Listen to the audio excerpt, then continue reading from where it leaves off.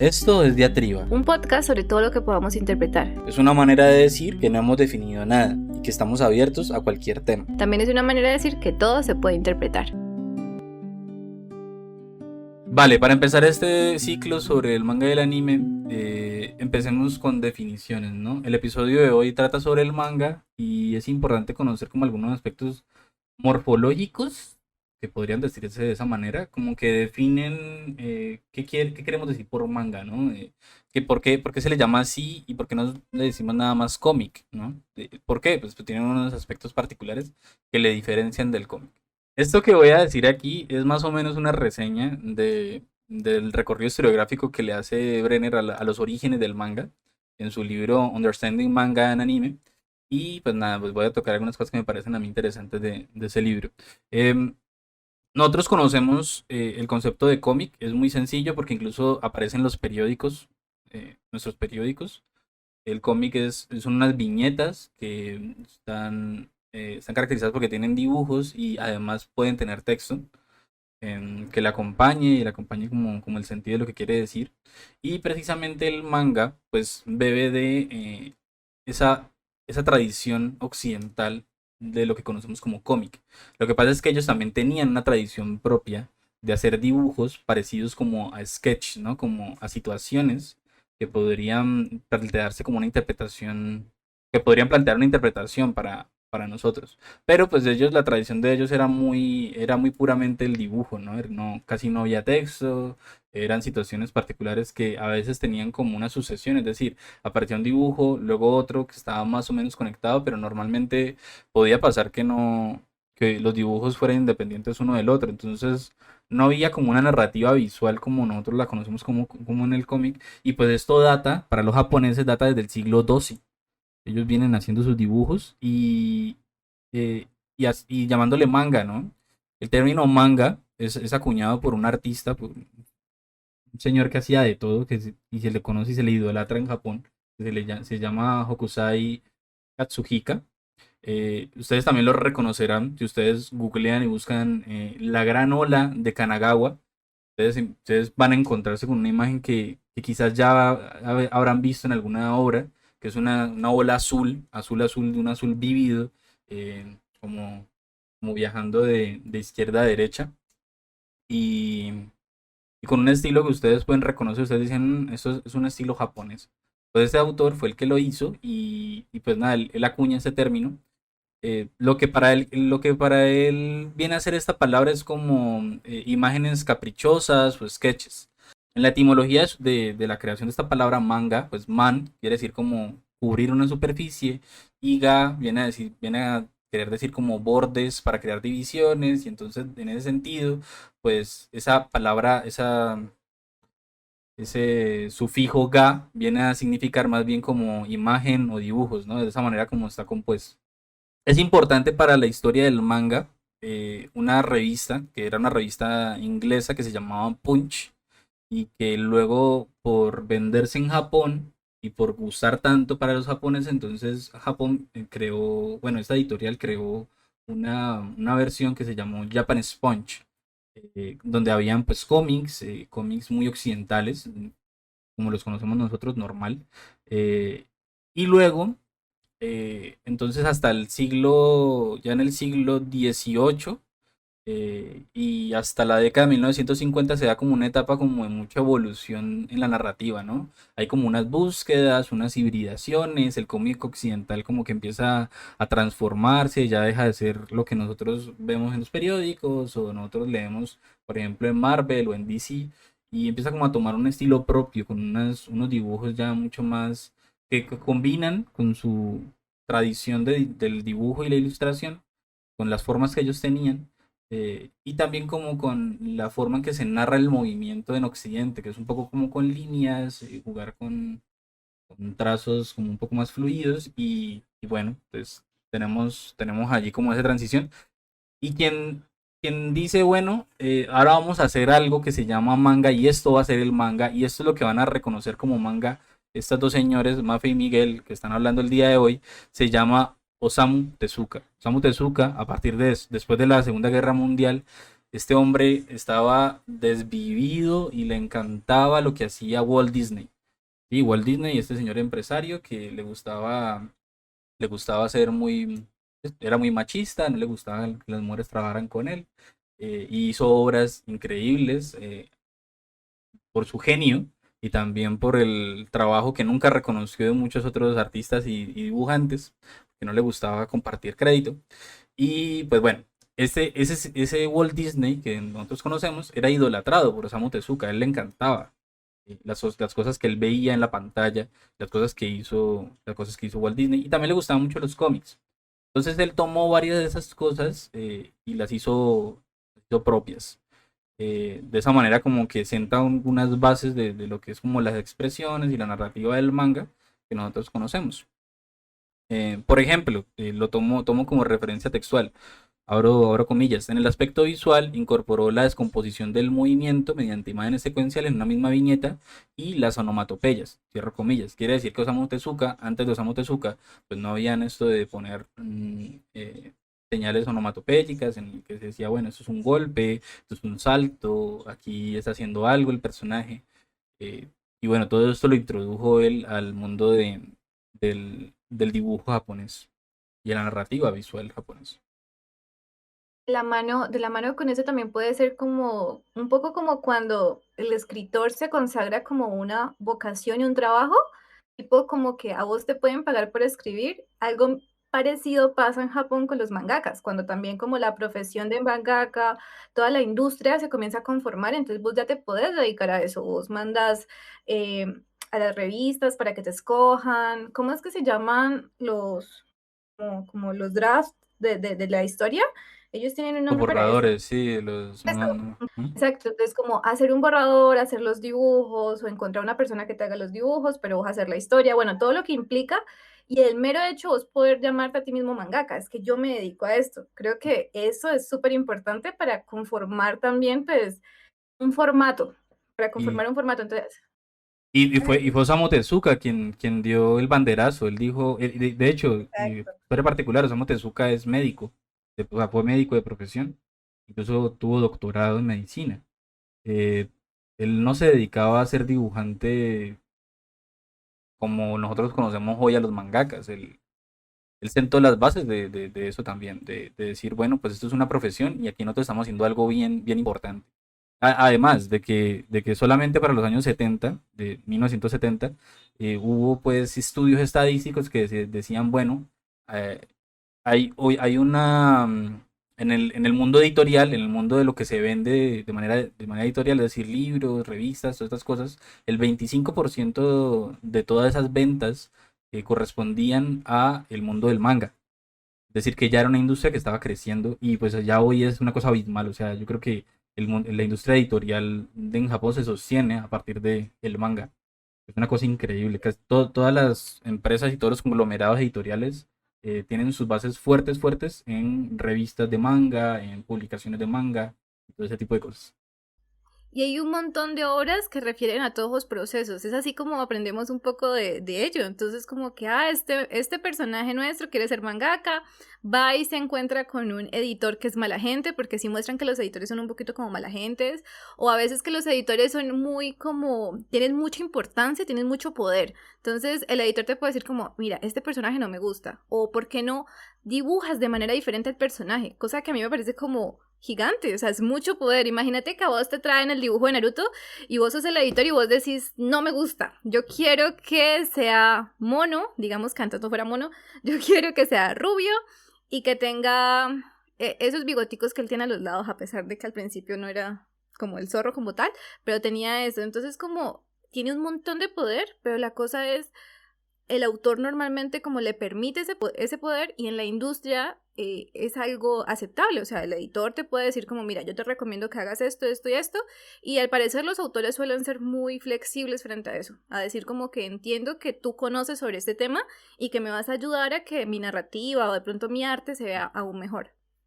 Entonces es muy importante la relación industria-autor, en este caso, en este género en específico, ¿no? En este género que es el manga.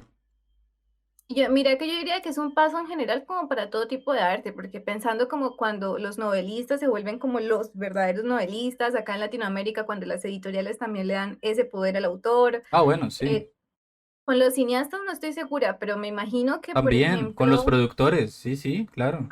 los directores y los editores, que también es como roles tan Sí. importantes en el cine, y todos ellos tenían que como consolidarse y pensar como, miren, sin nosotros no existe esto. Claro que hay bichos raros que hacen lo que les da la gana y lo hacen sin la opinión de nadie. Lo hay en todo lado, por allá estaba Van Gogh, pero pues, murió como murió. Por allá estaba, no sé, Tal, que murió y nadie lo había leído.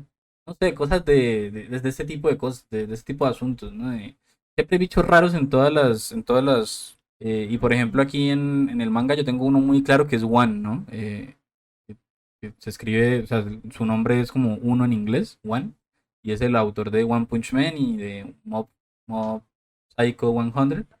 Y este tipo, por ejemplo, hacía su manga y lo publicaba en la web y pues a eso corresponde a su arte, ¿no? Se nota que le valía lo que fuera, que eso fuera, estuviera avalado por algún editor. Porque pues, el dibujo de él es muy propio, es un estilo de él y las decisiones las toma él allí. Claro que ahorita ya también se ha comercializado y pues ya tiene relaciones con editoriales. ¿De cuál editorial? Pues la Shueisha, la grande, la gigante, la que controla todo, la Monsanto del manga. Una de las cosas más interesantes con todo este asunto, me parece muy pertinente que Miguel dice como, bueno, todos se parecen porque hay una secuencia de imágenes, de acciones, hay imagen, hay palabras, como hay un montón de cosas en común, por ejemplo, entre el cómic, el manga, la novela gráfica y muchas otras subcategorías de esta forma. Y es súper interesante meterlos todos en una familia, pero al mismo tiempo reconocer que cada una pues es un hijo de una cultura distinta. Entonces, pues, por ejemplo, vos ves un cómic y la parte estética es completamente diferente. Personalmente, por ejemplo, yo no soporto el dibujo normal del cómic, por ejemplo, de los Vengadores y este tipo de cosas, porque son musculosos, son grandes, los trazos son como muy fuertes, los colores también son muy sólidos, como ese tipo de cositas, porque estoy acostumbrada al manga donde hay toda una estética diferente que creo yo, no sería muy raro decir, que es pues un descendiente directo de la estética general que se ha desarrollado en un país. Entonces como que se ve representada en las obras que producen, diría yo, no sé. Que uno de los primeros mangas, que se tiene como el primer manga, es por allá un dibujo de un monje budista, en el que él hace como hace como un sketch como de unos animales, en los que pues él hace como una crítica a la jerarquía religiosa.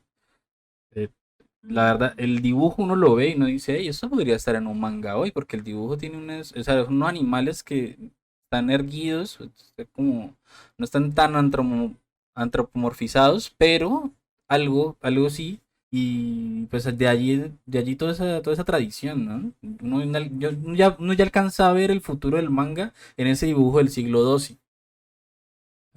Y bueno, también para definir entonces las características, porque claro, yo lo he estado relacionando con el cómic como para que se comprenda también de qué estamos hablando, pero pues tiene unas características definitorias, como por ejemplo que por ser esto, por ser obras de Japón, pues ellos todos sus textos los leen de derecha a izquierda, e igualmente así se lee el manga, ¿no? Normalmente, ¿no? De derecha a izquierda. E incluso las obras que son traducidas para nosotros aquí en Latinoamérica y bueno, en todo el resto de Occidente. eh, Normalmente los libros vienen eh, publicados de la misma manera en que se publican en Japón, es decir, no tiene que leer el manga de derecha a izquierda. Me pasó algo curioso hoy, Mafe, que cuando estaba leyendo la Uzumaki, de la que vamos a hablar hoy, estaba de izquierda a derecha y me frustró mucho porque yo todo el tiempo era como, ok, ¿por qué? Esto es manga, yo porque estoy leyéndolo de izquierda a derecha. Pero pues bueno, cosas. Total, total. Uno se acostumbra muy rápido. Imagínate el cambio tan terrible que sería cambiarlo para que a nosotros los occidentales nos quedara más fácil, porque estábamos hablando de todo el orden de la página, de todo el formato. Sí, y la estética Ese cambia, la relación ahí cambia, porque hacer el espejo, dirían, no, hacer un espejo, pero no, hombre, ahí de pronto se solapan cosas, no queda bien, bueno. Y también tiene que ver con el tamaño de los... eso igual hace parte como de toda la familia, pues, de los cómics, pero el tamaño de la viñeta, todo eso influye en cómo se lee, qué se lee primero, qué se lee último. Entonces como que tiene un lenguaje propio. Yo creería que sería muy difícil cambiarlo para que lo podamos leer de izquierda a derecha, pues como estamos acostumbrados, pero al mismo tiempo es muy fácil acostumbrarse a leerlo de derecha a izquierda. Sí, fíjate, Y, una de las y cosas que pues pienso que cambiaría, por ejemplo, los mangakas ellos planean sus viñetas, ¿no? Ellos dicen, voy a tener esta viñeta aquí, esta viñeta acá, desde esta perspectiva, desde sí. esta otra. Que por cierto, eso es una de las cosas que agrega Osamu Tezuka también, ¿no? Como, bueno, estos dibujos yo los pienso de la manera en como yo quisiera que se vieran también en el cine. Porque él también hacía sus obras pensando en eso. Ujú. Porque claro, él adoraba a Walt Disney, adoraba las películas, entonces decía, yo quiero que mis obras también puedan tener como el lenguaje. Entonces él ponía una perspectiva así, su personaje de esta manera, como si él pusiera una cámara, ¿no? Entonces, de esa misma manera como ellos lo están haciendo, los mangakas lo están dibujando, entonces pensate que lo hacen en espejo, ¿no? Cambias lo que estaba a la derecha para ellos, lo pones a la izquierda. Y resulta que a la derecha, pues entonces está lejos de la guarda interna, es decir, de lo que viene a ser estar pegadito ahí el libro en el lomo, y entonces de pronto ese dibujo que era súper espectacular Ujú. y que estaba aquí a la derecha, ya cambió para estar allá, y entonces eso le quita como impacto también. Entonces, bueno, no sé, ahí me pienso que eso ya está hecho así y que no está bien que nos encontremos con libros que cambien el sentido de la lectura. Y yo diría que es que el formato en este caso es súper importante, es como, es que no sé, sería como las propias traducciones a algunas películas, que es como si te cambian demasiado los subtítulos, pues puede darte una idea diferente. Es la traducción en todas estas obras artísticas es súper importante porque pueden cambiar toda la obra. Entonces, imagínate no solamente pensar en la forma en la que se cambia, sino en la forma en la que se traduce. Yo he tenido un montón de problemas, pues, digamos, leyendo algún manga en inglés y yo pensando como, Dios mío, ¿y qué pasa si esta persona no entendió nada en japonés y me está creando una historia diferente? Porque había Es momentos verdad. donde alguna otra obra, porque yo no sé japonés, entonces pues yo no lo podía traducir directamente, entonces como, bueno, cualquier persona podría ponerme acá lo que quiera y yo le tendría que creer, porque pues es la traducción que me llega. Por ejemplo, en Jujutsu Kaisen yo te mandé que cuando Yuji dice que le gustan las mujeres como Jennifer López, Sí, sí. y yo pensé como, hombre, ¿esto es cierto o alguien lo está editando? Porque sí, dentro de todo este asunto del manga hay una cosa muy interesante. Hay dentro de internet hay muchos grupos traductores. Ellos se encargan de limpiar la imagen de lo anterior, pues de los textos originales, de poner los nuevos textos en inglés o en español, de ponerle una fuente decente, porque igual la fuente también es importante. Y ellos desarrollaron una cosa que a mí me parece genial, la odio y la amo al mismo tiempo. Y son comentarios al margen. Es como volver a una época donde la gente te escribe sus pensamientos de un libro al margen del libro, porque vos lo vas Ah, leyendo y por ahí aparece como que la persona que lo tradujo piensa que ese pedacito es muy bonito. Y lo peor es que te pone como emojis, ¿no? Un XD por ahí. mm, Entonces, a mí me gustaba mucho cuando yo recién comencé. Hoy por hoy no que, me gusta. que se le llama fansub, ¿no? Que igual, esas son cosas que no van a aparecer de pronto en un libro que vos compres de un manga. Exactamente. Sí, una editorial que licenció el manga, no, eso no va a aparecer. Pero igual los mangas, y que eso lo hacen porque, claro, también en el manga mismo a veces ponen, los autores mismos ponen aclaraciones entre viñetas, ¿no? Ajá, algún comentario, sí, pero en este caso es totalmente los traductores, entonces era súper chistoso porque son fans como uno, entonces, por ejemplo, yo lo veía mucho como en el chojo, que pasaba algo pues que te hacía hacer doki doki, entonces vos No estabas sé qué es eso, emocionada. Mapi. Estás en un nivel mayor de otaku. No sé por qué no entiendo qué es eso.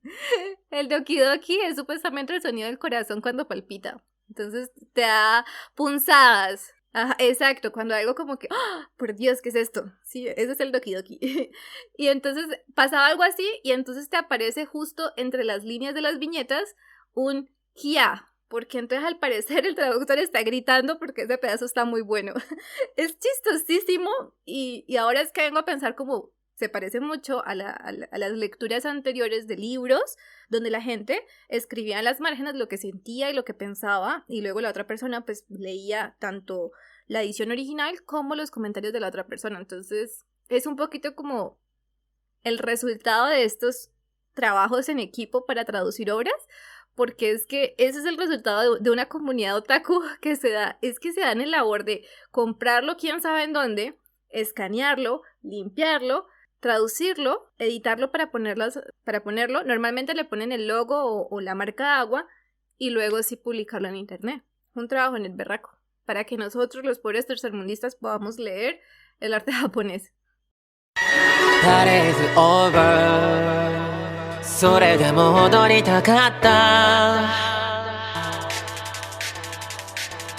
Bueno, entonces ya como con estas bases centradas sobre qué es el manga, qué hace parte de toda esta familia, cuál es la diferencia como con el cómic, etcétera, etcétera, entremos en materia más específica de la industria editorial del manga.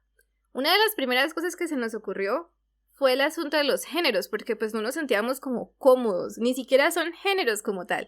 Cuando uno los busca normalmente aparece como indicadores de público, o sea, a quiénes va dirigida la obra. Entonces, dentro de estos, ustedes sabrán, o de pronto no, que existe el shoujo, el shonen, el seinen, el yosei.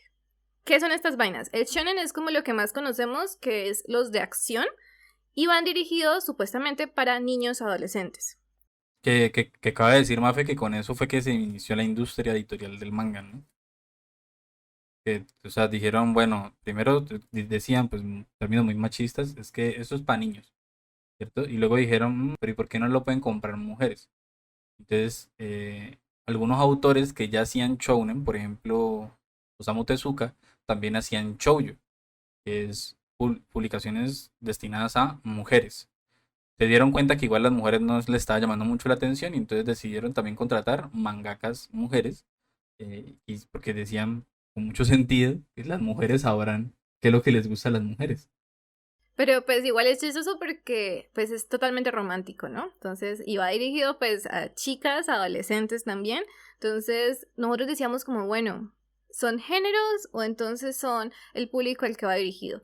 El seinen ya es para hombres mayores y el yosei para mujeres mayores. Entonces ya son temas supuestamente más maduros, temas más complicados de tratar, digamos que tienen más profundidad, a pesar de que ahí es cuando uno dice, bueno, los géneros normalmente se quedan cortos, porque vos puedes decir que un shonen puede tratar temas súper complicados y dejarlo ahí un poquito de lado. De pronto no te lo dice directamente, pero pues ahí está. Y ahora se han vuelto muy flexibles, ¿no, Mafe? Porque, por ejemplo, el shounen antes no tenía sangre, nada. O sea, lo que estaba destinado a adolescentes y hombres jóvenes, pues en general no tenía sangre. Y ahorita es un río de sangre increíble en todo lo que uno ve.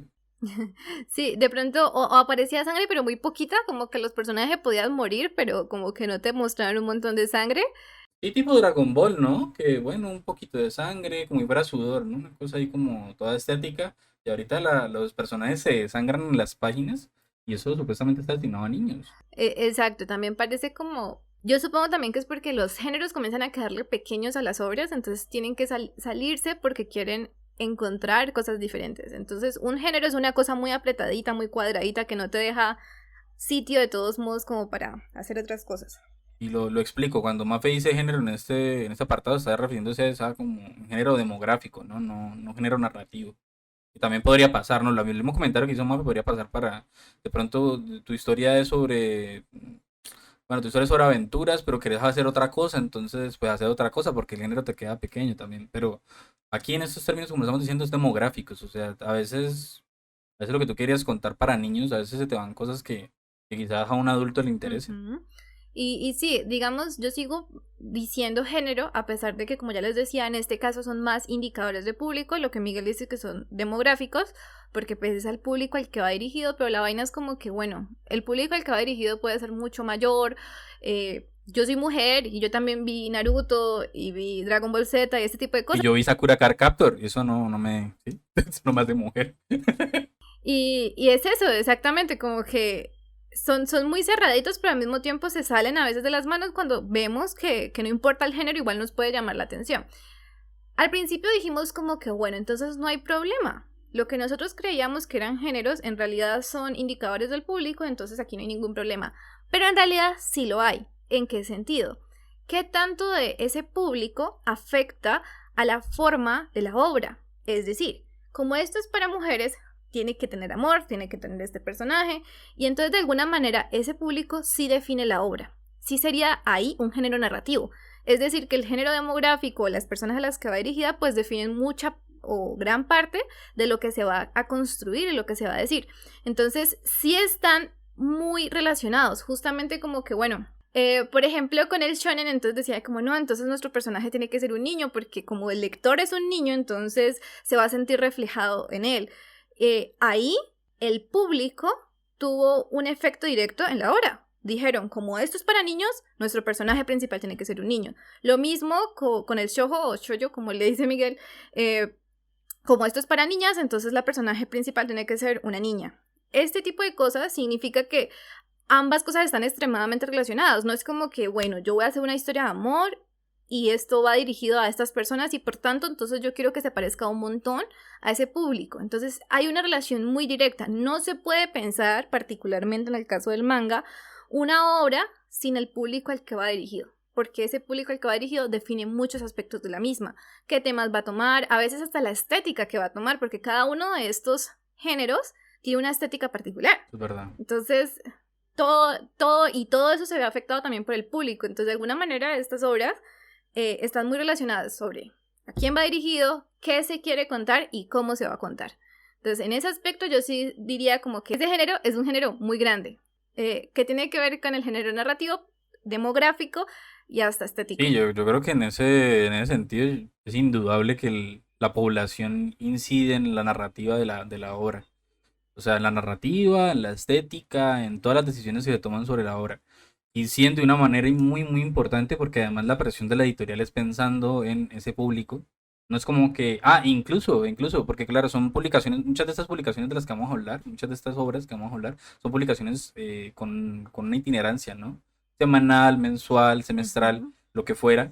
Y claro, entonces no es lo mismo escribir un cuento, una antología de cuentos, una novela, a escribirse un manga, ¿no? Porque allí, en el caso como lo conocemos hoy, el manga, el manga conoce la opinión del público. O sea, tú publicas la historia Ujú. hoy, publicaste un volumen completo y de repente vos tenés un feedback increíble de toda la gente mandándote cartas diciéndote me encantó esto, me encantó este personaje, quisiera saber más de él, quisiera saber más de esta historia, me gustó esto, no me gustó esto otro, me pareció aborrecible esto otro, ¿por qué tomaron esta decisión? Ojalá no vayan por ese camino porque lo odiaría. Entonces, claro, Sí. todo eso lo tiene que pensar en este caso el mangaka porque está expuesto a que el público dé su opinión, porque pues, como son publicaciones en las cuales los lectores y los suscriptores de esas revistas, que las hay también, suscripciones a eso, están ahí como pendientes y están dando su opinión, entonces claro, inciden en la obra. Claro, desde luego entonces en ese sentido como que el hecho pues de que se defina la obra como destinada a un público y que ese público responda, pues como que construye también la obra en sí. Exactamente, y pues probablemente lo vamos a ver en algunos ejemplos que vamos a tomar. También vamos a ver no lo opuesto, pero sí un poquito que a veces se sale de lo mismo, como que tú pensabas que era un shonen común y corriente y cuando menos piensas te meten un tema súper pesado y vos decís, ¿en qué momento esto se devolvió un seinen? Porque nadie me dijo. Y luego nadie te dice, la gente te dice, no, eso sigue siendo un shonen. Entonces vos decís, ¿cómo así? ¿Dónde están los límites? Y ahí es cuando la cosa se pone buena porque vos estás pensando como se está saliendo pues de los géneros establecidos. Frente a lo que Miguel decía, imagínate que las mismas revistas hacen este asunto de los top, el top de Las personajes, encuestas, exacto, las sí. encuestas, y lo que vos ganas con las encuestas, digamos, normalmente es como los personajes más queridos, ¿cierto? Y lo que Ajá. ganas es que el autor te dé más información sobre esos personajes, los haga más profundos, te cuenten sus secretos, entonces cuál es su música favorita, qué clase de persona es. Y eso me parece súper interesante porque efectivamente uno como fan lo quiere conocer a profundidad, uno quiere saber cuáles son sus secretos. Y eso es como muy chévere porque lo que vos decías es una relación entre el público y el mangaka muy cercana. Y aquí estarían contentos todas las teorías literarias que piensan en el lector como un sujeto activo. Sí, Pues aquí no sé cómo más mostrar que es un sujeto activo, ¿no? Estás dialogando directamente con la obra y con el autor incluso. la teoría de la recepción y un montón de cosas ahí. Sí. Sí. Bueno, pues a ver, ¿y cómo está soportado todo esto, no? Porque claro, hay todo un aparato aquí comercial, editorial, que sostiene este diálogo entre autor, obra y público y lectores. Ujú. En particular caso de Japón, hay toda una estructura que a mí me parece ominosa, la verdad, me la imagino y yo digo, pero ¿qué es esto? O sea, esto controla, esta gente controla todo lo que yo consumo de manga y anime en mi vida. Sí. O sea, una cosa increíble. Bueno, no todo porque hay animes originales, pero es que es una cosa increíble. Estoy hablando de la gran industria de Chogakukan. A su vez, Chogakukan es un grupo empresarial, bueno, no es un grupo empresarial, perdón, es una empresa grande. Ellos a su vez tienen pues varias filiales y varias empresas más chiquiticas que están a su cargo. Entre esas está Shueisha y muchas otras compañías editoriales. La verdad es que en Shueisha salen todas las revistas que nosotros conocemos. La más conocida podría ser la Weekly Shonen Jump, Ujú. que es de donde han salido todas las obras que Que quizás nos como son más gustan. populares, como por ejemplo Naruto, Dragon Ball, One Piece, They are Death not. Note. Todas estas obras salen de allí. Pero hay muchas otras que uno dice, no, pero es que a mí me gusta Monster porque y yo soy muy... Pero esa también es de Shueisha. Y la que tú me menciones quizás también sea de Shueisha. Y si no es de Shueisha, de pronto es de alguna filial más chiquita de Chugakuan. Y todo eso forma un grupo empresarial gigante y se le conoce como el grupo editorial Kitotsubachi. Ese es el grupo que compone Shogakukan, Shueisha y Hakusensha. Habrá que publicar Hakusensha, pero algo era. Y comenzó como, por ejemplo, nosotros conocemos la historia de un grupo editorial, por ejemplo, Norma, aquí en Colombia, ¿no? Que comenzó vendiendo eh, utensilios o cosas para la escuela, ¿no? De esta revista, que este libro para matemáticas, que esto para ciencias, que esto para español. Lo mismo hacían allá, pero luego entonces vieron todo este crecimiento, por ejemplo, todo este auge de Osamu Tezuka y otros autores que fueron coetáneos y dijeron, no, pues aquí nos vamos. Y entonces se pusieron a vender ese tipo de revistas y de libros. Y pues hoy ya eso es un imperio increíble. La verdad, yo estuve leyendo eso y me asusté. Dije, pero ¿qué es esto? Y pues bueno, ellos también tienen unos premios, ¿no? Para pues darle reconocimiento a todas las cosas que ellos publican y las que no publican también, porque por ahí vi un premio interesante. Por ejemplo, está en el 2001 le dieron el premio a Monster y a Detective Conan. En el 2002, Inuyasha. En el 2003, 20 Century Boys, que tengo unas ganas increíbles de leérmelo desde que me lo reseñó Mafe. No me lo he leído. En el 2016, por ejemplo, Haikyuu. En el 2017, Mob Psycho 100, The One. Y en el 2018 de Promised Neverland, que me tengo unas ganas increíbles de leérmela también. Me vi la primera temporada en Netflix, está increíble. Sé que sacaron una segunda temporada en anime, pues, y que está horrible porque no sigue nada del manga, entonces quiero leerme el manga. Pero me encanta eso, que la gente esté como tan enojada porque no siga el manga cuando eso se puede hacer. En teoría se puede hacer, pero pues como a veces vos ves una obra pensando es que yo quiero que la adapten, yo quiero que la cambien de formato, pero que me den las mismas vibras y tal. Y ahí como que no lo lograron.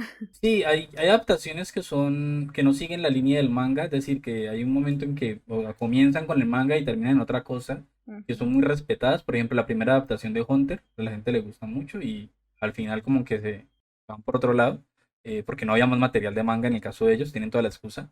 Y también en el caso, por ejemplo, de Full Metal Alchemist, en el momento en que estaban haciendo el anime, ellos dijeron, pues seguimos de largo, no hacemos temporadas. Y como seguimos de largo, no tenemos más material porque estaban haciendo el episodio a la par del manga. El anime alcanzó el manga, lo sobrepasó y dijeron, pues, nos hacemos nuestro anime. Y a la gente le gusta mucho la versión que hicieron libre. Pero en este caso de, de The Promised Neverland, pues tenían material de manga para adaptar y les valió gorro y dijeron, pues, hagamos lo nuestro y le está yendo muy mal. Frente a eso también, cuando pensábamos un poquito sobre todo este tema de que hay como estas compañías que son dueños de todo, al mismo tiempo a mí me parece súper interesante porque sí permiten diversidad, que creería yo que puede ser como el problema fundamental, ¿no? Digamos Hollywood, que Hollywood se pegue mucho a ciertas narrativas, ustedes me imagino que conocen los chistes sobre el asunto de los judíos y las películas sobre los nazis. Pero Sí, entonces, ¿no? sí, yo pensaría como que ese podría ser nuestro terror, ¿no? Que comiencen a sacar obras similares entre sí y que ya no Sí. tengamos verdadero arte, pero en este caso no pasa eso en lo absoluto. Yo siento que ellos hicieron un monopolio. Tienen tantas revistas, Sí, es que tienen tantas revistas y tienen tantos públicos a los que quieren llegar, que hacen lo que sea, o sea, inventan historias que dicen, esto le gusta a este público rarito que no le gusta nada al resto.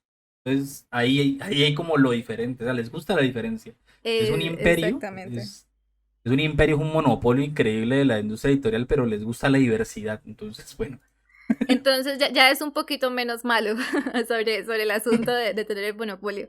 Y es Económicamente no, pero editorialmente, pues bueno, estamos un poco tranquilos. exacto, como lectora yo estoy pues relajada sobre ese aspecto.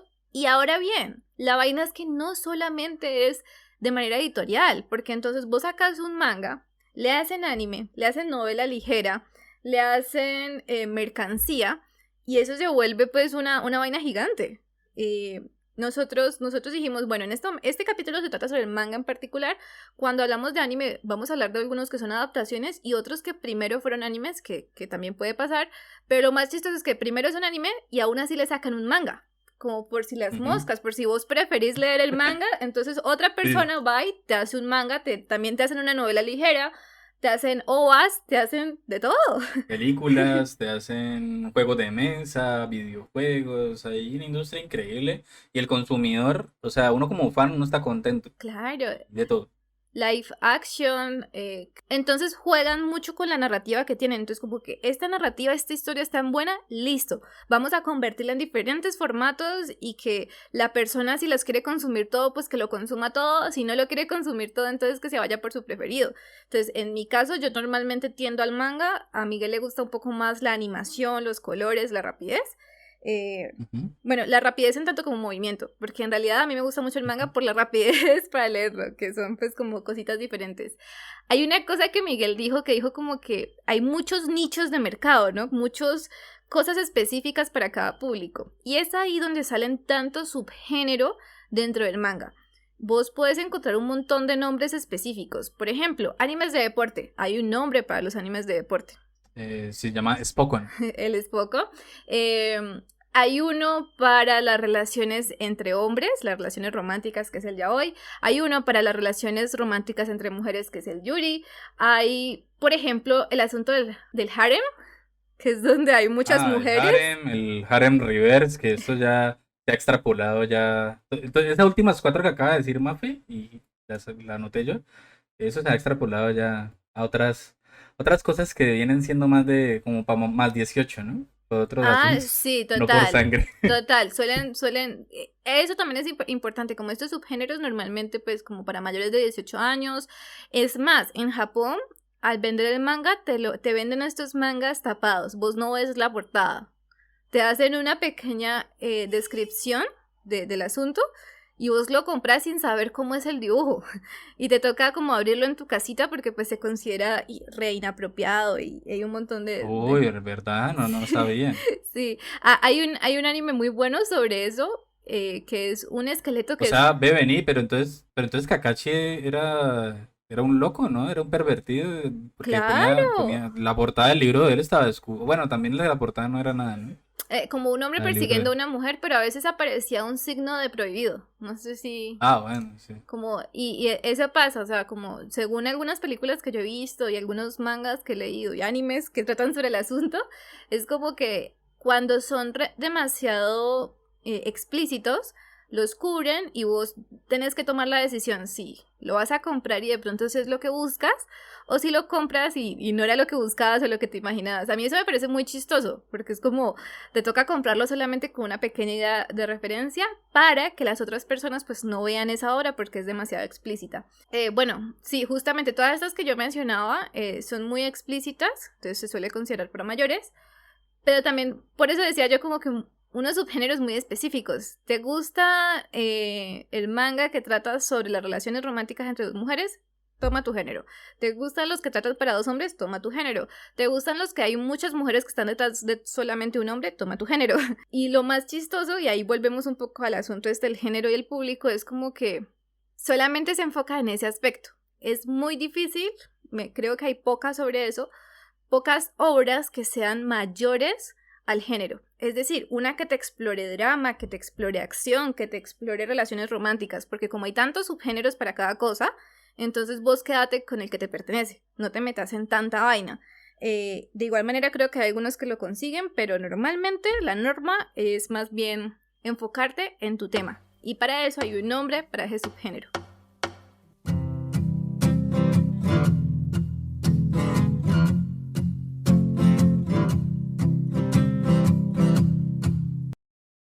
日が暮れてどこからかカレーの匂いがしてる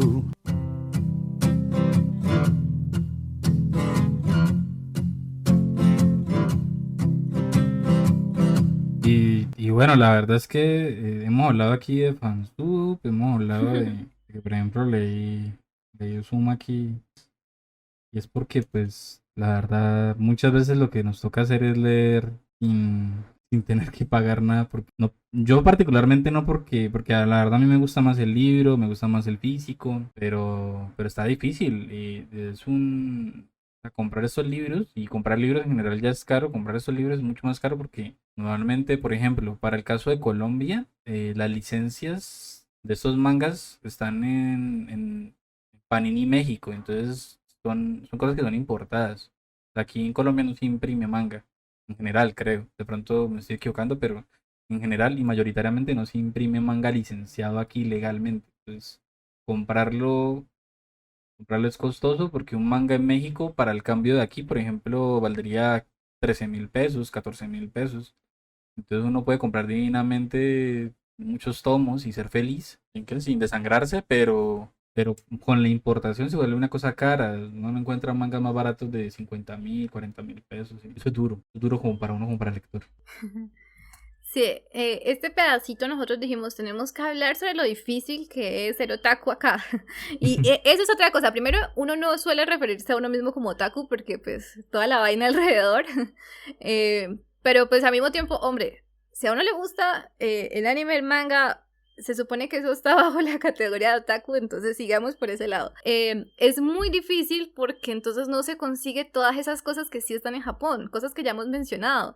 Entonces, yo qué sé, en Japón podría salir a comprar los DVDs Bueno, primero que todo, los dan en televisión. El anime aparece en televisión. Entonces, vos ni siquiera tendrías que buscarlo aparte, sino que te lo dan en horarios del día.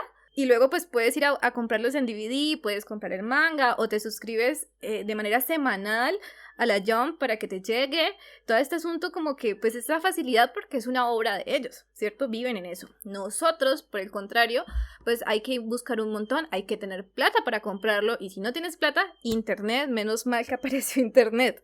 Yo he estado metida en toda esta vaina desde hace muchos años, y yo recuerdo que cuando estaba pequeña, era aún más caro, era aún más difícil encontrarlos. Entonces vos ibas a algún sitio y de pronto tenían los más conocidos, y carísimos cada tomo. Así fuesen del material normal, donde las páginas son extremadamente delgaditas, porque ese es el material normal. Así fuese de esa calidad de material, era muy caro porque, como dice Miguel, pues había que importarlo, venía de otros sitios. No solamente, acá a Colombia no solamente llega el de México, sino de Argentina y de España. Lo que igual significa que todos vienen importados, entonces... Y de pues son España es como... una cosa carísima. O sea, ellos venden allá su manga, venden allá sus dojinshis y sus libros, pues con el nivel de vida que tienen ellos. Y pues los mangas creo que no bajan de 20, $30, ¿no? Eso para acá es una cosa increíble. Uno no podría costearse eso. Miguel acaba, por ejemplo, de decir doujinshi. Imagínense que eso es una obra hecha por fans, que se publica también en forma de manga. Y yo, por ejemplo, yo nunca he visto a alguien de latinoamericano que compre una cosa de esas. Pues bueno, yo tampoco conozco mucho Latinoamérica. Como existe esta forma de ser fan en Japón, pues normalmente como que se intenta que acá también se pueda ser fan de esa manera. Entonces allá, por ejemplo, en el equivalente a una Comic Con de manga, que son gigantes, donde la gente hace cosplay, donde la gente hace sus propios mangas autopublicados de las series que les gusta, y otros fans lo compran para ayudarle o porque les gusta su arte, pues eso se intenta acá, pero es mucho más complicado de conseguir. La gente también se suele burlar más de los intentos latinoamericanos, me imagino también pues por la parte como estética, porque no nos parecemos a ellos, etcétera, etcétera, pero sí es como que se intenta replicar y es muy duro.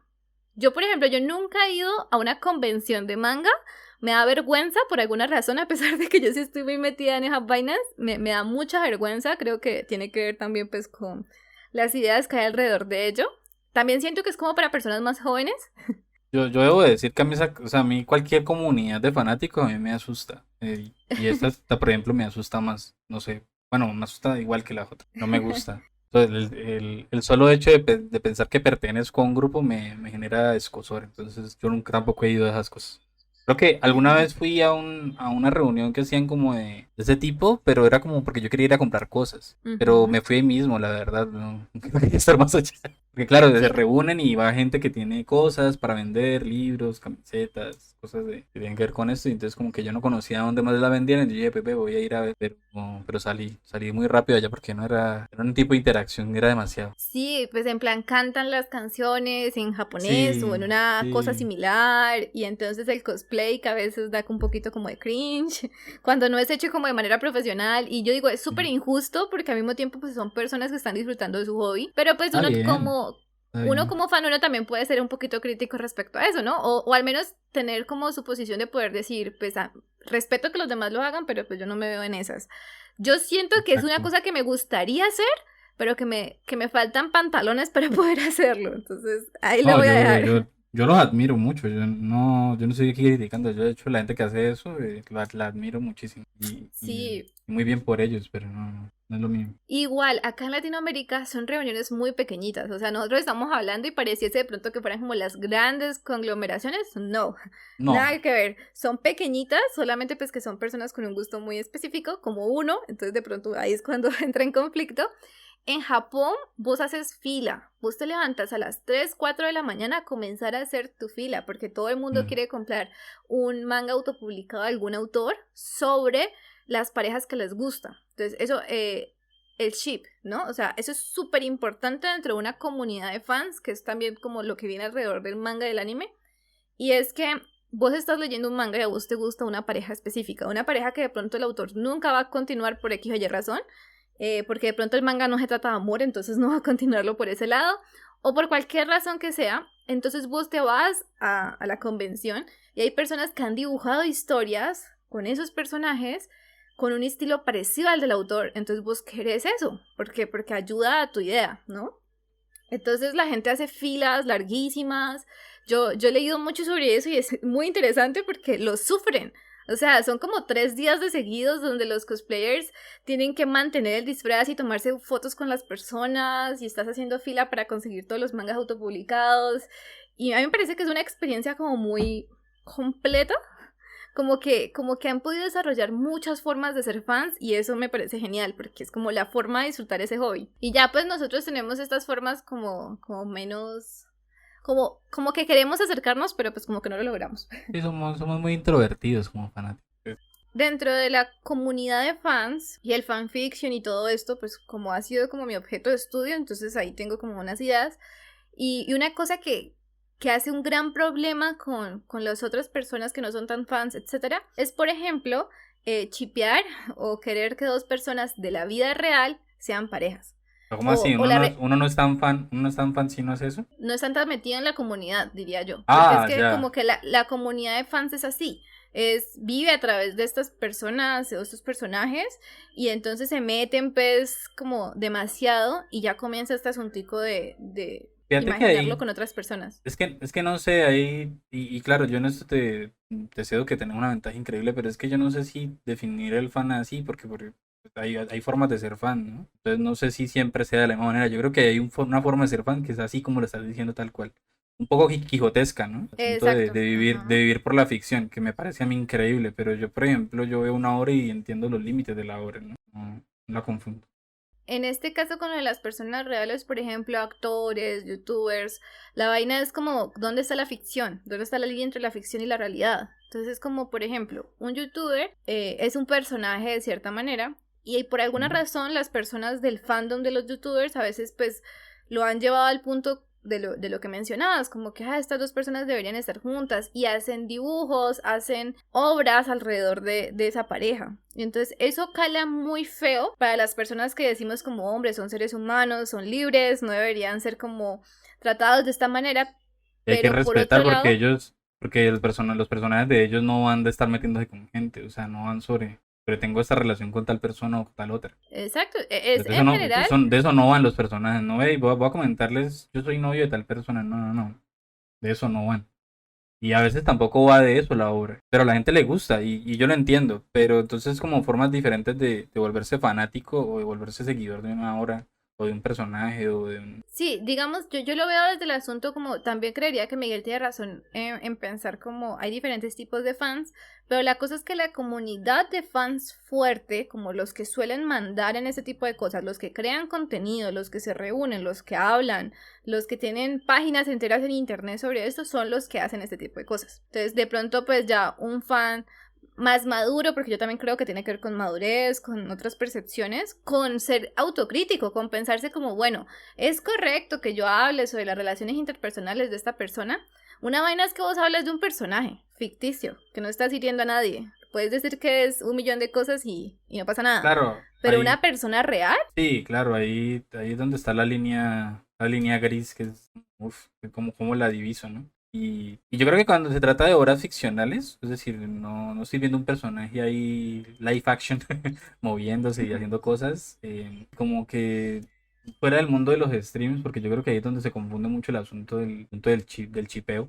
sí. Yo creo que en el mundo ficcional está bien, o sea, está bien hacer chips, está bien, porque es como tu forma de relacionarte con la obra, de ensoñar, de inventar, de compartir, eso está bien, porque aparte también enriquece la obra. Habrá autores que no les gusta porque son muy celosos de su obra, que el otro día Mafe me está diciendo, por ejemplo, la señora esta de Harry Potter, Sí, ajá, que muy ya no celosa le de su obra gusta. y que también yo la entiendo. Sí, esto sería interesante. Miguel es una de las personas que opina, por ejemplo, a Miguel no le gustan las cosas por fuera del canon. No me Entonces, de alguna gustan, manera, no me gustan, las detesto. O sea, yo como espectador digo, esto no tiene sentido. Y digo, no me gusta. No me gusta, no tiene sentido con la obra original.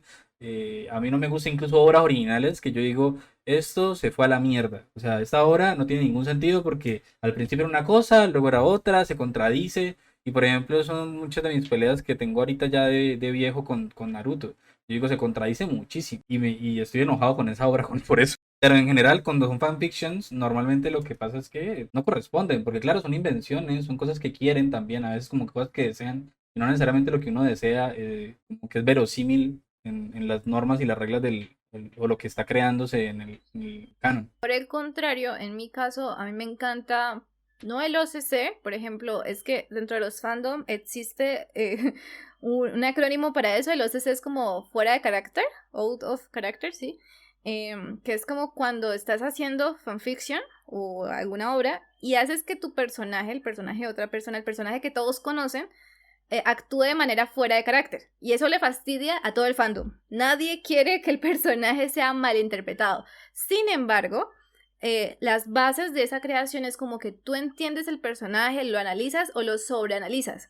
Y a mí esa parte sí me gusta un montón. Entonces, tipo como que ven a un personaje interesante y comienzan a decir, bueno, en este capítulo movió la mano más rápido. Eso significa que, yo qué sé, tiene miedo a la intimidad, significa que tuvo problemas familiares malos, como ese tipo de cosas. Digamos que no lo agarran de la nada, sino que siguen ciertas pistas. Entonces, evidentemente no hace parte del canon como tal, porque la explicación no hace parte del canon, pero el primer hecho, el hecho que impulsó a que lo dijeran o lo analizaran de esa manera, sí está ahí. Entonces, a mí esa vaina sí me gusta un montón. A veces no está, Mafe, hay que decirlo también, a veces no está, a veces uno se inventa porque uno como lector, te lo acabamos de decir ahorita, yo estoy de acuerdo, uno como lector es un sujeto activo y puede inventarse cosas y no toda interpretación es correcta, puede caer en eso. Habrán cosas que están muy bien hechas en el fanfiction, no he tenido la fortuna de conocerlo y ojalá Mafe me lo comparta para conocer más de ese mundo, pero en general tengo una predisposición muy fuerte a no estar de acuerdo porque en general son cosas que no son. Imagínense todo el proceso tan fuerte que tiene un proceso de creación, que pasa por tantas cosas, que debe rehacerse, reescribirse. Normalmente el fanfiction se hace con gusto, con pasión, y no pasa por procesos autocríticos tan fuertes, en general, en normas, ¿no? Luego habrá excepciones como siempre. Y a pesar de que no Sí, sea OTC, como acaba de decir Mafe, que a pesar de que no sea fuera de característica y se respete un poco el personaje, igual son cosas que a la final, por ejemplo, se inventan una historia sobre un personaje en el que empieza a hacer unas cosas que corresponden a su personaje, pero al final eso no está, o sea, no compagina con lo que sigue en el canon. O sea, la historia sobre ese personaje nunca es referenciada en el canon, nunca aparece. Entonces, eso que vi, ¿qué fue? Y la vida es muy corta y yo para ver cosas que no son, me molesta. Pero entiendo a quienes lo disfrutan, la verdad, yo lo comprendo. es que eso es lo chistoso, porque es que igual nada de eso es cierto. Pero bueno, No, que es que Miguel nada dice de eso es como, cierto, claro, pero yo estoy viendo una historia que está pensada, ¿no? Y quiero pensar, por ejemplo, Y yo creo que esta discusión tiene que ver con muchas de las conversaciones que hemos tenido últimamente. Y es, por ejemplo, cuando en la historia me muestran algo y a la final me dicen, eso era un sueño. Y la verdad, eso nada de eso importa y nada de eso influye en el mundo narrativo que estás viendo. Y yo, ¿pero cómo? O sea, me acaba de dar una cachetada increíble, ¿no? El autor, pues, que puede ser el autor. Sí, a mí me Y parece muy interesante porque es un poco como, en este asunto es un poco como cada uno de los dos sí, vive claro. Sí, la sí. experiencia de lectura o la experiencia de, sí, en general de lectura, en tanto de interpretación de una obra, ¿no? ¿Verdad? A mí por el contrario, pues yo disfruto bastante esa clase de detalles y particularmente en el manga, donde justamente hablábamos de que el público tiene tanta importancia. Entonces es muy chistoso cuando, por ejemplo, alguien dijo en el fandom como un cuchicheo, un chisme. Este personaje tiene pinta de que le pasó esto. Y luego va el autor y dice, efectivamente ese personaje le pasó eso, o tiene esas Sí. características o tal cosa. Y uno dice, fue puchica, lo entendí. Entendí el Ujú. personaje, sabía que iba de esa manera. Entonces es un poco eso. Hay un hito, ¿no? En cuanto a eso. Por ejemplo, el caso de en Naruto, la serie Naruto, popularísima. Hay un personaje que aparece con una máscara y nadie sabía quién era. Todo el mundo empieza a hacer como, sí, empieza como a adivinar a ver quién es. Y claro, fijándose en las pistas, a ver, tan. Tiene el pelo de esta manera, de esta otra, se mueve así, tiene tal poder, tiene tal cosa. Entonces, a ver, ¿quién se podría parecer?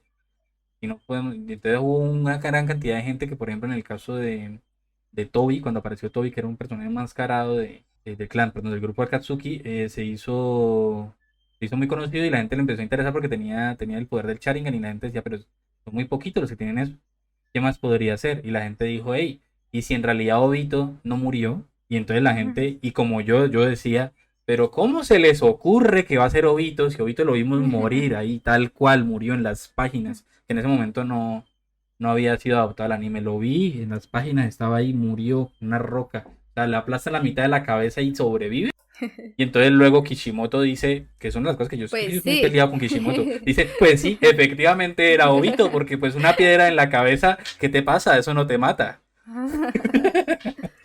Y entonces la vaina es esa, como que en el fandom vos podrías probablemente encontrar hasta historias sobre que continuaran la obra, porque no son muchas igual las que continúan la obra, pero algunas que continuaran la historia y hubiesen dicho, miren, y este es Obito. Y usted imagina cómo se sintió esa persona diciendo, yo lo sabía, yo pienso como ese mangaka, yo entiendo el mangaka o Entiende entiendo la hacia obra. dónde va la narración. Exacto, entonces a Y mí me parece que eso se siente como muy bien. yo soy muy feliz de no pensar igual que Kishimoto. Pues porque últimamente, efectivamente, mientras pensábamos estos capítulos, esta temporada 2, etcétera, hablábamos bastante de Naruto porque fue como súper importante para Miguel y para mí, pero al mismo tiempo, justo lo que decía Miguel, uno la vuelve a ver y comienza a decirse, pues me sacaron un montón de cosas como por los pelos y yo me comí el cuento pues mientras lo quería terminar, pero ahora ya no me lo como. Ahora pregunto, Exactamente, bueno, sí. ¿por qué me sacaste estos recursos así de la nada? Hay una cantidad de Deus Ex Machina ni la berraca. Pero Y no, pues y una cantidad de sinsentidos que al comienzo dicen una cosa, luego después otra. Y le hemos ido hablando nosotros y habría que ver un capítulo aparte para revisando sí, Naruto, ¿no? sí, mejor dicho, hay muchas ideas ahí de por medio. Entonces, bueno, ya como para redondear, por acá nos fuimos pues por el asunto de la forma de ser fan y ser lector, porque de todos modos esto no se puede sacar del manga. ¿Por qué? Porque es la forma de vivir y la forma de comportarse o de leer alrededor de esta clase de obra literaria. Así como de pronto las personas cinéfilas, yo que sé, hacen podcast, no mentiras, las personas cinéfilas, yo que sé, se reúnen y tienen autores favoritos y consideran, por ejemplo, que cierta estética es mejor o que O, hay un digo, hacen leitmotiv. cineforos, que es muy popular eso, cineforos. Exacto, sin esfuerzos. En el caso del manga se hacen estas cosas que hemos mencionado, por eso hemos llegado a ellas, no es simplemente que yo tenía ganas de hablar de mi tesis, no, era porque son temas Un poco que sí, salen ¿no, alrededor Mafe? del manga, Un no, poco no, sí. si yo quisiera hablar de la tesis, mejor dicho, eso sería toda una vaina aparte. Un poco sí, Eh, Mafe, un poco. A ver, no, es muy ad hoc, es muy ad hoc. Y bueno, ya que ya hemos ido mencionando algunos mangakas, pues vamos a hablar yo creo que vamos a hablar de tres mangakas que pienso yo, fundan un poco la visión que nosotros tenemos de estos artistas, la nuestra, que, que creemos que podría ser, como que podría vincularse con la del resto. He mencionado muy insistentemente a Osamu Tezuka. Lamentablemente la obra de él en Occidente no se consigue tan fácil. En la Librería Nacional actualmente, no haciendo publicidad, pero bueno, sí, páguenme en Librería Ujú. Nacional. Tienen una recopilación, tienen varias recopilaciones de sus obras. La verdad es que son más de 150.000 páginas que este señor hizo en vida. Es increíble y sus obras son muy diversas. O sea, el man probó narrativas muy disímiles. Hacía historias de samuráis, de espíritus, de aventuras, dramas históricos, romances, de detectives, de realidades distópicas, de ciencia ficción. eh, una cosa increíble lo que alcanzó a hacer él. Y hasta el día de hoy tenemos adaptaciones al anime de sus obras. Obviamente los dibujos cambian mucho del manga a las adaptaciones porque su estilo de dibujo uno lo ve y uno dice: "Hey, aquí hay Disney, ¿no? Aquí hay un poquito de Disney". Y eso ya no es como la impronta que tienen en la estética el manga y el anime. Entonces no ve adaptaciones como por ejemplo Dorodoro, creo que se llama, eh, sobre una historia cruelísima que el man hizo sobre un niño que pierde su cuerpo y las partes de sus sentidos y todas sus extremidades a causa de unos demonios y tiene que pelear con diferentes demonios para recuperar esas partes que perdió. Y son historias muy interesantes. Una de las cosas por las que más se reconoce a Osamu Tezuka es por su icónico Astro Boy, ¿no? Que nosotros lo conocemos aquí, el Astro Boy. Y ese sí quedó tal cual en su adaptación, era el mismo tipo de dibujito, ¿no? Hay una anécdota muy chistosa que quiero contar sobre Osamu Tezuka, porque imagínense, él ya en su senectud, obviamente sí fue muy reconocido, pero él pensaba y desde luego en el ámbito japonés lo reconocía mucho, pero él no sabía que tenía todo ese impacto. Un día fue a Nueva York y para unos niños en la calle y les dice: les doy dinero si me contestan una pregunta. Los chicos: vale, ¿qué pregunta es, señor extraño que estamos viendo por la calle que habla con niños? Porque en esa época estaba muy bien. Eh, Osamu Tezuka les decía: hey, ¿ustedes conocen Astro Boy? Y los chicos: pues claro que sí, ¿quién no lo conoce? ¿Usted no lo conoce o qué? Le preguntaron. Y pues el señor, saltando en una pata, claro, increíble, les dio todo el dinero que tenía, les dijo tal cual: les doy todo el dinero que tengo en mis bolsillos. Eso es lo que cuenta él. Porque estaba súper contento de que al otro lado del mundo lo reconocieran y conocieran su obra. No tanto él, porque desde luego estaban viendo a la autora ahí en la calle, esos niños afortunados, y no sabían, pero conocían su obra. Y para él era muy importante porque, claro, él admiraba mucho a Walt Disney. No Claro, y sé. así como de pronto todo el mundo conoce las de Walt Disney, también conocer que todo el mundo conozca una obra de él. Y mira que eso que decís es súper importante porque los mangakas, un poco como los escritores, como que nadie reconoce sus caras. No es lo mismo que ser un actor, por ejemplo, que todo el mundo pues sí te reconocería en la calle y tal. Con los autores puede que pase un poquito más, pero con los mangakas no pasa y muchos son muy celosos de sí mismos. O sea, Sí, muy celosos de que la gente los vea. Ellos no mm, quieren mostrarse. muchos son muy introvertidos. El mangaka de mi obra favorita es muy introvertido. Bueno, pero hay otros que no, hay otros que le gustan mucho los medios. Por ejemplo, el de Shingeki no Kyojin ama las entrevistas, mantiene haciendo entrevistas por todos lados. Ah, y el de Naruto también El hizo de un montón de Naruto también. entrevistas en Sí, su sí, eso es momento. yo creo que son personalidades. Eh, bueno, para Sí. terminar, como anécdota también, hay una anécdota muy curiosa que creo que en algún momento la mencioné muy rápidamente, no me acuerdo en qué episodio fue, pero la mencioné, y es el asunto del plagio que hizo Disney, no Walt Disney, porque ya Walt Disney ya había muerto, Disney que hizo a Osamu Tezuka, que tampoco sé si lo hizo cuando ya Osamu Tezuka, creo que no, creo que ya había muerto, que fue el asunto este de los chicos de Estados Unidos crecieron viendo la animación de una cosa que se llamó Kimba, y es la historia pues de un león que pierde a su papá, que era el Rey León. Esa historia pues fue plagiada en el Rey León. Entonces todos la conocen y que la conocen más que conocer Kimba, me imagino. Pero todos los animadores, y eso hay entrevistas grabadas, los animadores de Disney en ese momento reconocían, decían, incluso hubo uno que dijo: estoy muy contento de trabajar en el Rey León porque pues yo desde chiquito veía mucho Kimba y me gustaba mucho Kimba. Y desde luego ahí hubo demandas y pues para no reconocer el plagio, Disney pagó ahí unos dineros por debajo seguramente porque nunca más se volvió a hablar de plagio y nunca más lo volvieron a demandar por eso. Pero desde luego que es de Osamu Tezuka, el Rey León. Y pero bueno, de todos modos, bajo una de las premisas, por ejemplo, que yo sigo mucho, es como que hay un montón de conexiones dentro del arte. Entonces, ahí, si Shakespeare pudiera reclamar, él también reclamaría aparte Te por ahí. reclamaría 10 cosas que odio de ti, que me encanta la película. Que es tal cual, que es tal cual la novicia rebelde. No, perdón, la florecilla indomable, creo. La fierecilla indomable. Sí. Ajá. No, y pues Hamlet. Y Sí, etcétera, claro, etcétera. Hamlet, claro que también es el otro gran. El plagio es una discusión más legal que artística, eh, y que se da apenas recién ahorita en el siglo XX. Entonces, antes la gente hacía lo que quisieran, ¿no? Hacía su obra igualita. Por eso hay muchas películas de Indonesia y chinas que son igualitas a otras que hacen acá. Y pues nada, igual en esa época no había nada del asunto del plagio. Es una discusión muy moderna esa. Sí, y que yo creo la verdad, que en algún momento vamos a dejar un poquito también lo del asunto de los derechos de autor, porque ciertas prácticas, sobre todo en internet, pues como que han puesto en jaque todas esas vainas.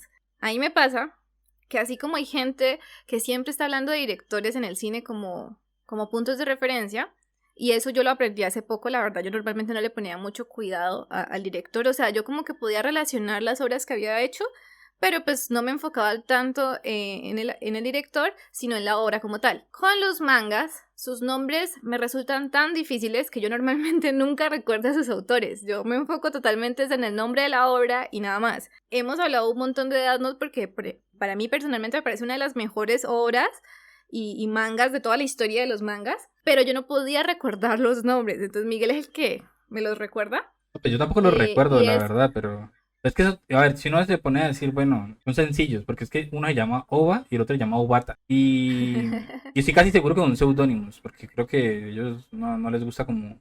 Es de ese tipo de mangakas del que hablamos ahorita que no les gusta como la exposición. Pero entonces Sugumi Oba y Takeshi Obata. En este caso es muy interesante, pasa como en los libros álbum, donde hay una persona dedicada a las imágenes y una persona dedicada a la narrativa. Entonces, en este caso, ellos dos trabajan juntos para Death Note y trabajan juntos para otras obras que han sacado, como la que trata sobre el manga. ¿Cómo es que se llama la que trata sobre el manga? Bakuman. Y a mí me parece muy interesante esta relación porque pues yo he visto mucho mangaka que trabaja solo, ¿no? Que se dedica tanto a su arte como a la narrativa. Es lo más normal. Y eso es genial porque imagínense la cantidad de talento que hay que tener. No solamente tenés que saber dibujar y de planos y de todo este asunto, sino que también tenés que hacer buenos personajes, buenos diálogos, buenas historias, buenos personajes. Exacto, entonces complicadísimo. Entonces, en este caso me parece muy interesante porque al mismo tiempo siento que con esta obra muestra que si vos tenés a dos personas que se dedican a dos aspectos específicos, la obra es aún más bella. O sea, en el caso, por ejemplo, de ellos, porque el arte es muy detallado. Uno pensaría como tienen que sacar eso mensualmente y tal, a veces pasa que los mangakas pues tienen que hacerlo rápido y se les ve algunos fallitos, algunas cositas. No fue semanal. A estos no. No fue semanal. Imagínate, semanal. Y a estos no, o sea, yo no sé si yo he visto editados los finales o algo, no creo, pero es el detalle, el nivel de detalle en la parte estética. Y pues todos los juegos de trama sobre quién dijo qué y quién descubrió tal y quién está viendo el Shinigami y quién hizo lo uno y lo otro, todo está muy bien pensado. Y eso me parece pues que lo hace una gran obra y aquí particularmente como, imagínense lo difícil que tiene que ser como sentarte con esa persona y decirle yo quiero hacer esto, esto y esto, yo quiero que este personaje refleje tal cosa y que la persona lo entienda y lo haga y que los dos se complementen. Yo creo que esa relación tiene que ser genial. Sí, la verdad es que yo cuando lo pillé, es decir, yo dije, son dos, yo dije, pues tiene sentido, ¿no? Que uno se dedique nada más en la historia de otro dibujo. Y la verdad es que yo pensaba que se manejaba más o menos así, o sea, que era lo más usual encontrarse este tipo de parejas para hacer manga. Y luego me di cuenta que no, que en realidad es algo más bien raro. Y es como lo fantástico, ¿no? Porque entonces luego uno va y busca como los grandes mangas, que también son historias extremadamente buenas y dibujos extremadamente bonitos, y trabajan solos. Y uno dice, pues no solos, porque también tienen ayudantes, a veces, ¿no? Pero hay veces solos en las cosas más importantes. Hay unos duros, unos genios que no tienen ni asistentes ni nada. Imagínate, ¿y cómo hacen para sacarlo todo adelante? Bueno, también es que es una profesión, y supongo que pues si se dedican totalmente a ello de pronto y lo que vos decís son genios, porque realmente se necesita una cantidad de habilidades extravagantes para poder hacer eso. Nada más como por por coda, ahí como por agregar la mención, está Akira Toriyama, que la verdad pues funda una forma de narrar las historias de aventura y de acción, y luego muchos otros van a tomar de referencia, muchos de ellos coetáneos a Akira Toriyama, que vieron hacer la obra y que la siguieron como lectores, y que mientras también estaban dibujando y van a tomar cosas de allí. Luego otros que eran lectores y que se van a convertir en mangakas, pues también van a tomar, por ejemplo, el asunto el tropo del torneo, que eso poco se veía antes y que él lo populariza. El tropo del villano que se convierte en aliado. Son cosas que como que cambian la perspectiva y la forma que tenían de narrar antes. Ya hay más matices en cuanto a los personajes y eso es interesante de ver pues en historias que en un principio están pensadas para chicos, ¿no? Para niños y adolescentes. Y por ejemplo, es súper chistoso como uniendo todos esos puntos diferentes que hemos mencionado. Entonces uno ve, por ejemplo, Dragon Ball Z y vos ves esa inocencia que se le da supuestamente a los niños, ¿no? Entonces, por ejemplo, ¿qué es Goku sino un adulto, pues cuando ya crece, extremadamente inocente? Él se preocupa por ser poderoso, pero ese es lo único importante. Por alguna razón le hacen familia, pero él no es un buen padre, ni una buena pareja, ni Yo no sé, para nada. mí que Milk tuvo hijos por el Espíritu Santo, porque yo no veo a Goku haciendo eso, o sea, yo no entiendo. Exactamente, exactamente. Y ni siquiera se ve como padre. Es Él más, no es cuando padre, muestran cómo se el casaron, papá de los hijos de Goku es Piccolo. explico, sí, él fue el que los crió y les enseñó cosas y los protegía. Pero la cosa es, por ejemplo, cuando se casan, muestran que Goku ni siquiera sabía que era cazar, que él pensaba que era algún tipo de comida. Eh, Y eso a mí me parece pues muy extraño porque pues se casó por cosas que él no sabía ni entendía. Entonces, pero entonces ahí es cuando podemos ver como el reflejo. Si esto es para niños, adolescentes, entonces como que mira, enfócate en esto, en que ellos quieren ser poderosos, en que tienen estos poderes, no en las otras cosas. Esto no es un manga romántico. Esto es sobre ser más poderoso, entrenar, encontrar archienemigos que en un y otros principio personajes muy todo el fuertes. mundo se olvida de Dragon Ball, que es como en el anime de Dragon Ball, que es como esa historia de aventura que va sobre conseguir las esferas de dragón, porque ya luego Dragon Ball Z ya poco se trata cada vez se va tratando menos de encontrar las esferas del dragón y cada vez más se va tratando de quién es más fuerte aquí, ¿no? Sí, Y total. claro, esas son cosas que, claro, la verdad es que yo creo que Dragon Ball no resiste ningún análisis fuerte, la verdad. Creo que está bien en nuestra nostalgia, en nuestro impacto como de, hey, qué bonita obra, fundó mi infancia, no sé qué, cosa y la otra, pero también igual, yo creo que le va peor que Naruto, pero bueno, es importante, la verdad, es como un papá uno de los tantos papás que tiene el manga. Y más que todo el manga de acción. Exacto, y no, y también sería como cuál de todos, ¿no? Porque, por ejemplo, sí, yo lo recuerdo con mucha nostalgia, ¿no? Tipo, yo qué sé, llegas del colegio a ver Dragon Ball Ujú. Z, pero también es como cuál Dragon Ball, porque GT siempre me pareció que era un poquito el más Ah, maduro, no, pero yo el estoy mejor hablando del hecho. manga, porque estamos hablando de manga, pero Ah, ¿verdad? GT es lo mismo que Dragon Ball, el anime de Dragon Ball, pero ya que incluso intentan hacer cosas allí, pero con muy poco sentido, la verdad también, porque, no sé, la verdad es que toda la obra de Dragon Ball, sea la GT que es invención pura del estudio de animación, o ya sea la adaptación o el manga, me parece que carece de mucho sentido en muchas partes, pero de todas maneras es un precedente ahí, es una cosa importante histórica. Sí, de pronto, imagínense pues llegarle a Latinoamérica, ¿no? En tanto como tenemos este producto japonés y que llegue a estos niñitos y que los niñitos les guste tanto, Mm. porque fue prácticamente toda esa cantidad de animes de esa época los que llegaron. Yo intenté leer el manga de Dragon Ball justamente porque dije como, bueno, si me gustaba tanto el anime, pues me va a gustar más el manga, ¿no? Que es como mi experiencia normal frente a esos dos tipos de obra. Pero pues no, en el caso de Dragon Ball Z, no, para nada. El estilo de dibujo me parece que también va un poquito por el lado como del cómic, como si el autor también hubiese visto un poquito como de cómic, justamente porque son estos como tipo de superhéroes, super personas, super saiyajin. Entonces, Importante, por ejemplo, quien popularizó también el asunto de las transformaciones fue Akira Toriyama. imagínate, y eso va a ser súper importante en En todos todos los los shonen, shonen, como tú sí. decías. El Power Up.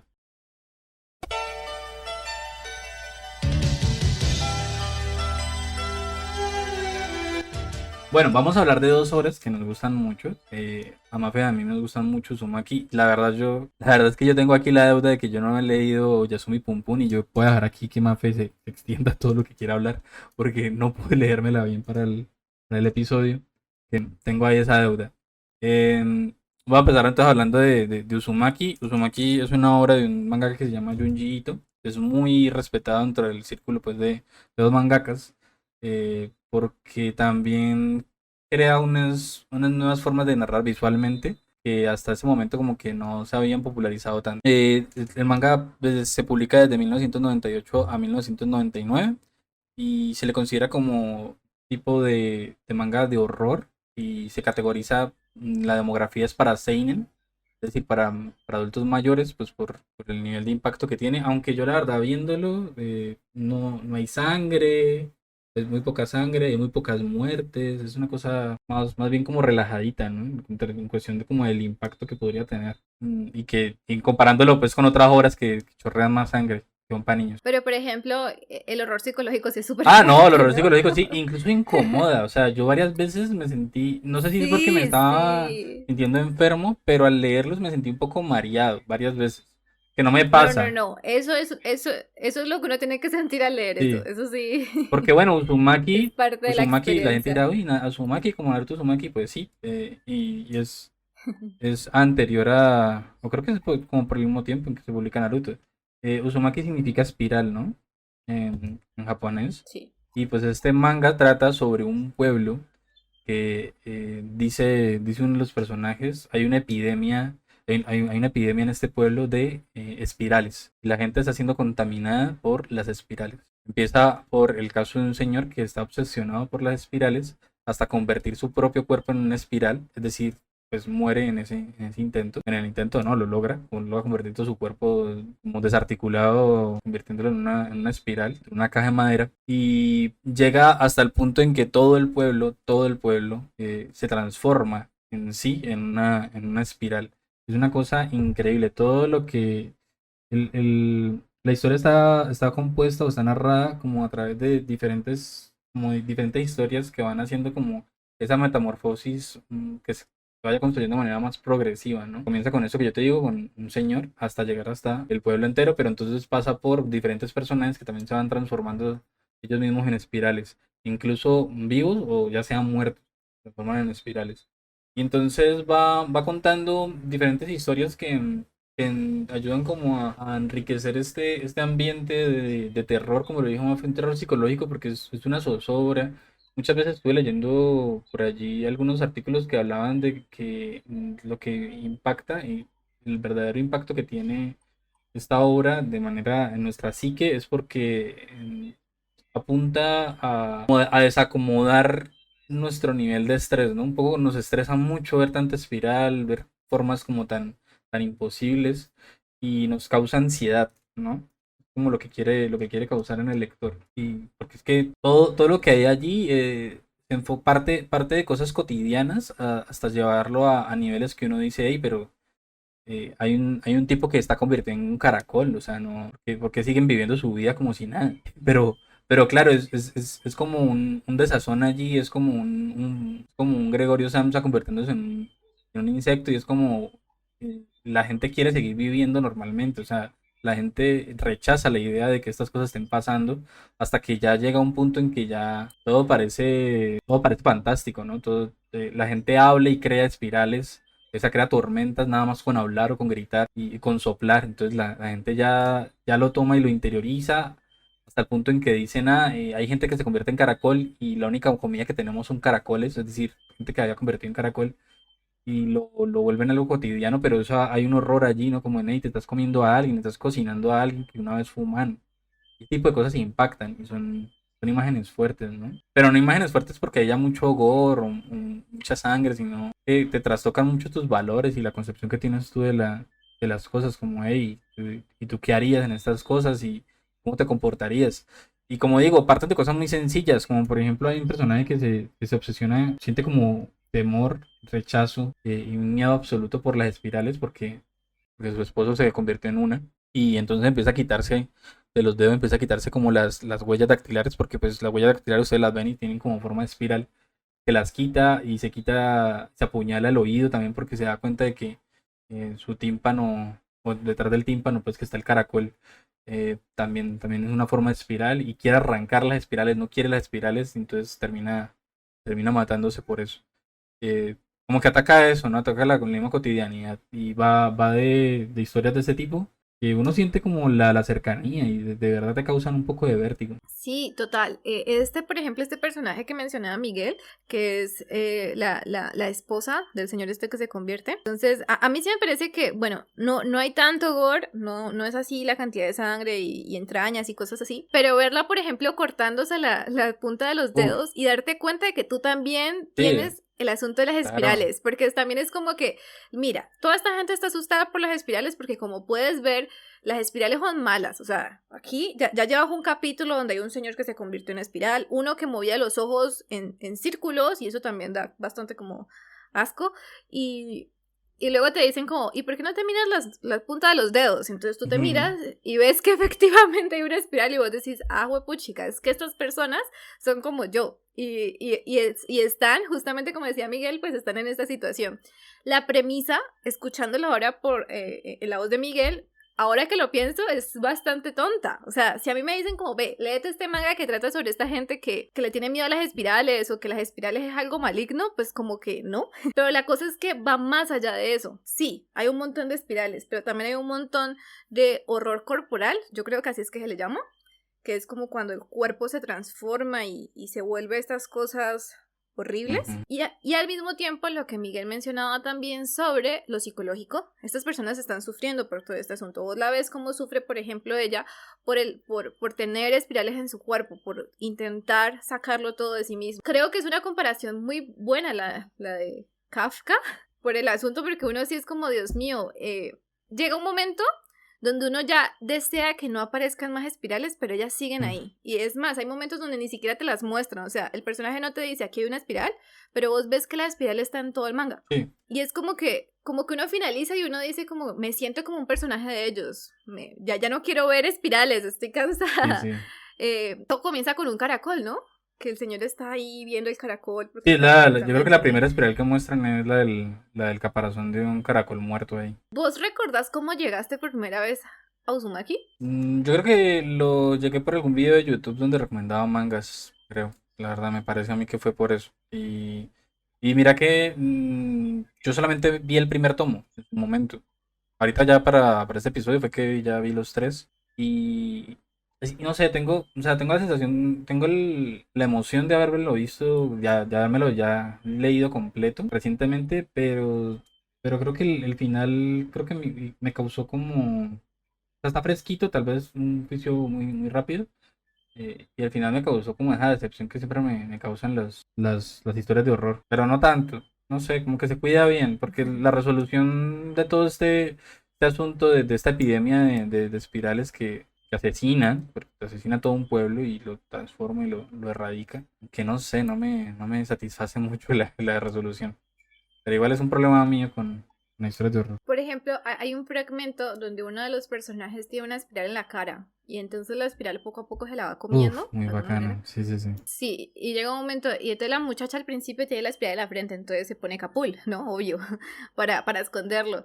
Y luego la vaina es como que ella llega donde su amiga y se quita el sombrero y le dice, ¿puedes mirarlo? Porque siento que... No, pero... que es más grande. Pero mira que esa historia me gusta mucho porque habla de otro sentido que tiene la espiral. Y es el verse hacia a uno mismo, ¿no? El estar concentrado en verse a uno mismo. Y esta chica en particular era muy bella y tenía una cicatriz en la frente que tenía forma de una media luna, de una luna, ella dice una luna creciente, creo que se llama. Como ese mordisquito ahí, como esa sonrisa, ¿no? Que puede llegar a representar la luna.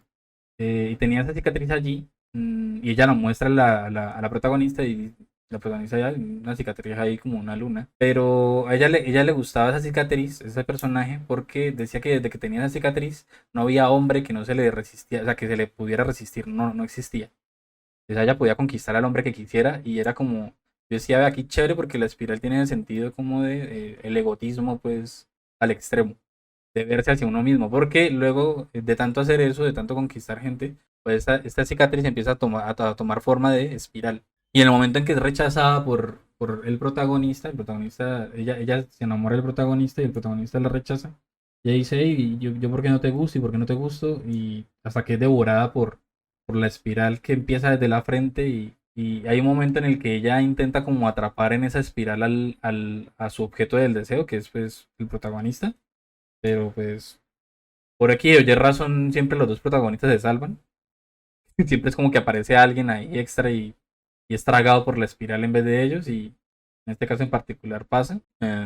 Y bueno, pues no, se salva el protagonista y muere otro y ella misma es de como devorada, como absorbida, como en un agujero negro de su propia espiral, como de su propio ego. A mí me gustó mucho eso. Sí, ese es mucho como Narciso, Sí. ¿no? Y terminar como consumida por sí Ujú. misma, sí tiene un simbolismo súper fuerte. La cosa también es como no es solamente un tipo de espiral, sino que la espiral juega mucho. A mí es una de las cosas que me gusta bastante es eso. Como que entonces primero tienes la espiral del caracol. Ujú. Tienes, por ejemplo, que el personaje mueve los ojos de manera en espiral, o sea, Sí, que a cada uno a un ritmo hace diferente, ¿no? círculos. Es lo feo. Sí, aún más horrible. Luego está la señora pues que le tiene mucho miedo a las espirales, Sí, entonces tiene en el oído, se lo quiere sí. quitar. Eh, Luego está esta que tiene esto en la frente, la espiral ahí ya se vuelve una espiral que pues se la come Ujú. por dentro.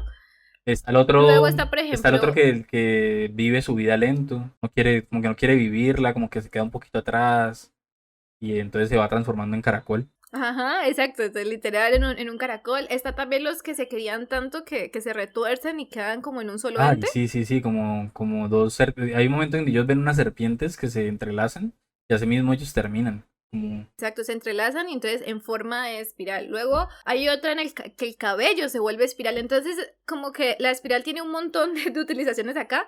Y no es solamente, de pronto ustedes al escucharlo pueden decir como, bueno, pero es que siguen siendo espirales. Miren las imágenes. pues sí, O sea, una es que la cosa, forma, sí, ahí es cuando entra la uf, estética, porque la estética te pone incómodo y te hace como dudar y te da...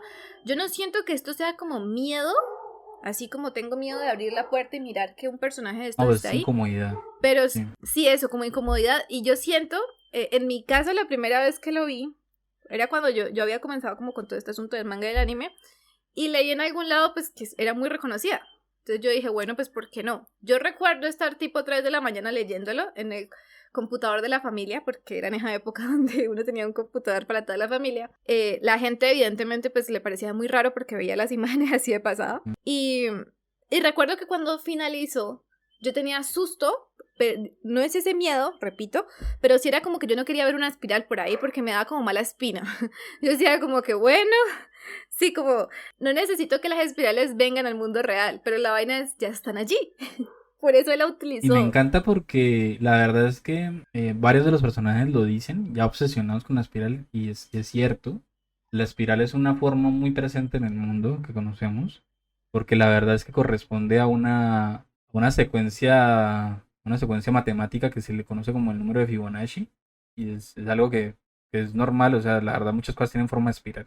Es una forma como muy, muy natural, por ponerle un nombre, como es muy armónica también.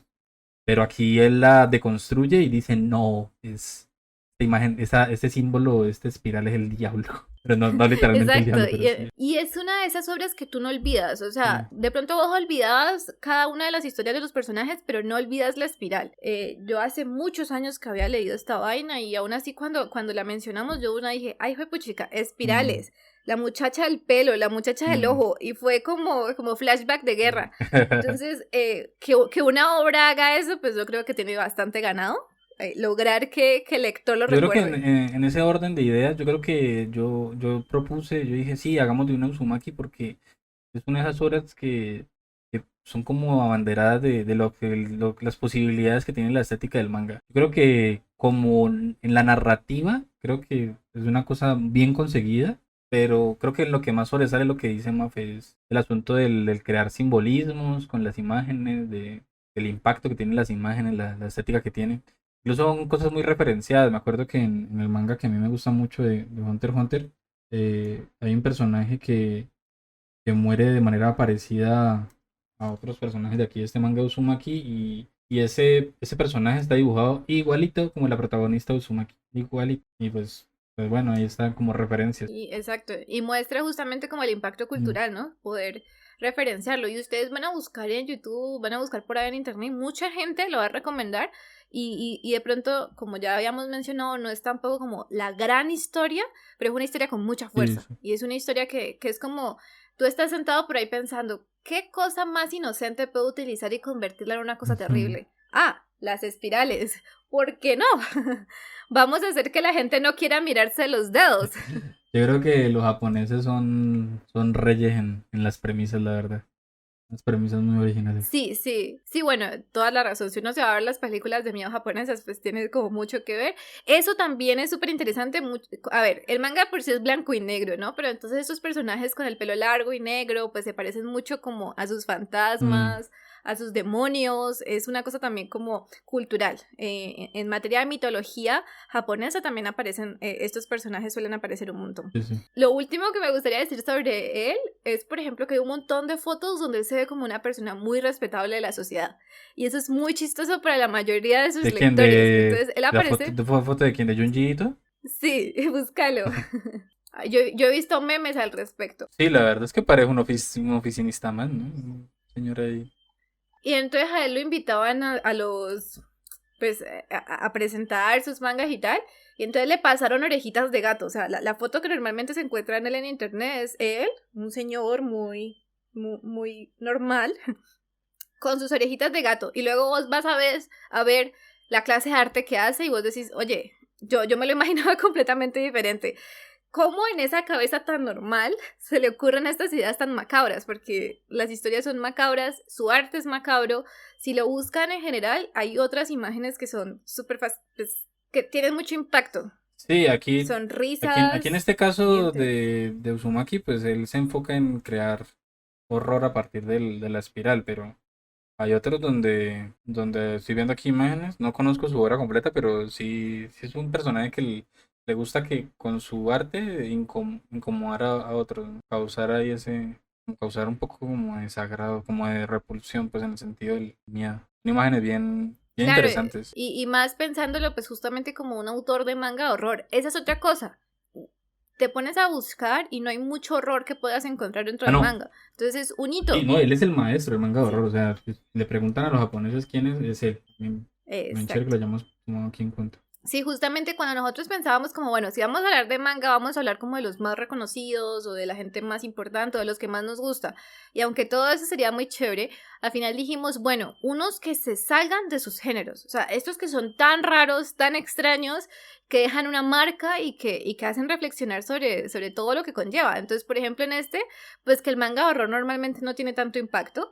Y este manga de horror ha llegado pues a todo el mundo, mucha gente lo conoce y encima pues ha quedado en la memoria. Encima uno diría, bueno, manga de horror, pues no sé, cualquier otra cosa, no espirales, porque es que a mí me sigue pareciendo que es que la noción es muy chistosa. Los espirales se apoderan del pueblo. Mm. Bueno, entonces bajo esas premisas de buscar estos mangas raros, interesantes, que quedan en la memoria, yo dije, Oyasumi Pum Pum. Porque cuando yo leí eso, pues eso se me quedó en la cabeza. A mí no se me olvida, yo tengo a Pum Pum viviendo en mi cabeza sin pagar renta todo el tiempo y es horrible porque Pum Pum no es un buen personaje para tener en la cabeza. Las personas que lo han leído sabrán a qué me refiero.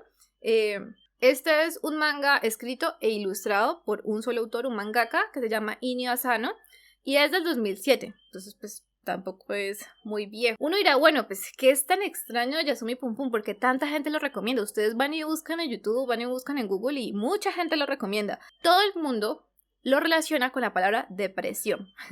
Porque pues Pum Pum tiene una vida bastante difícil. No es la típica historia como de maltrato en general, como de bullying, que sabemos que en Japón como hay mucho del bullying, ¿no?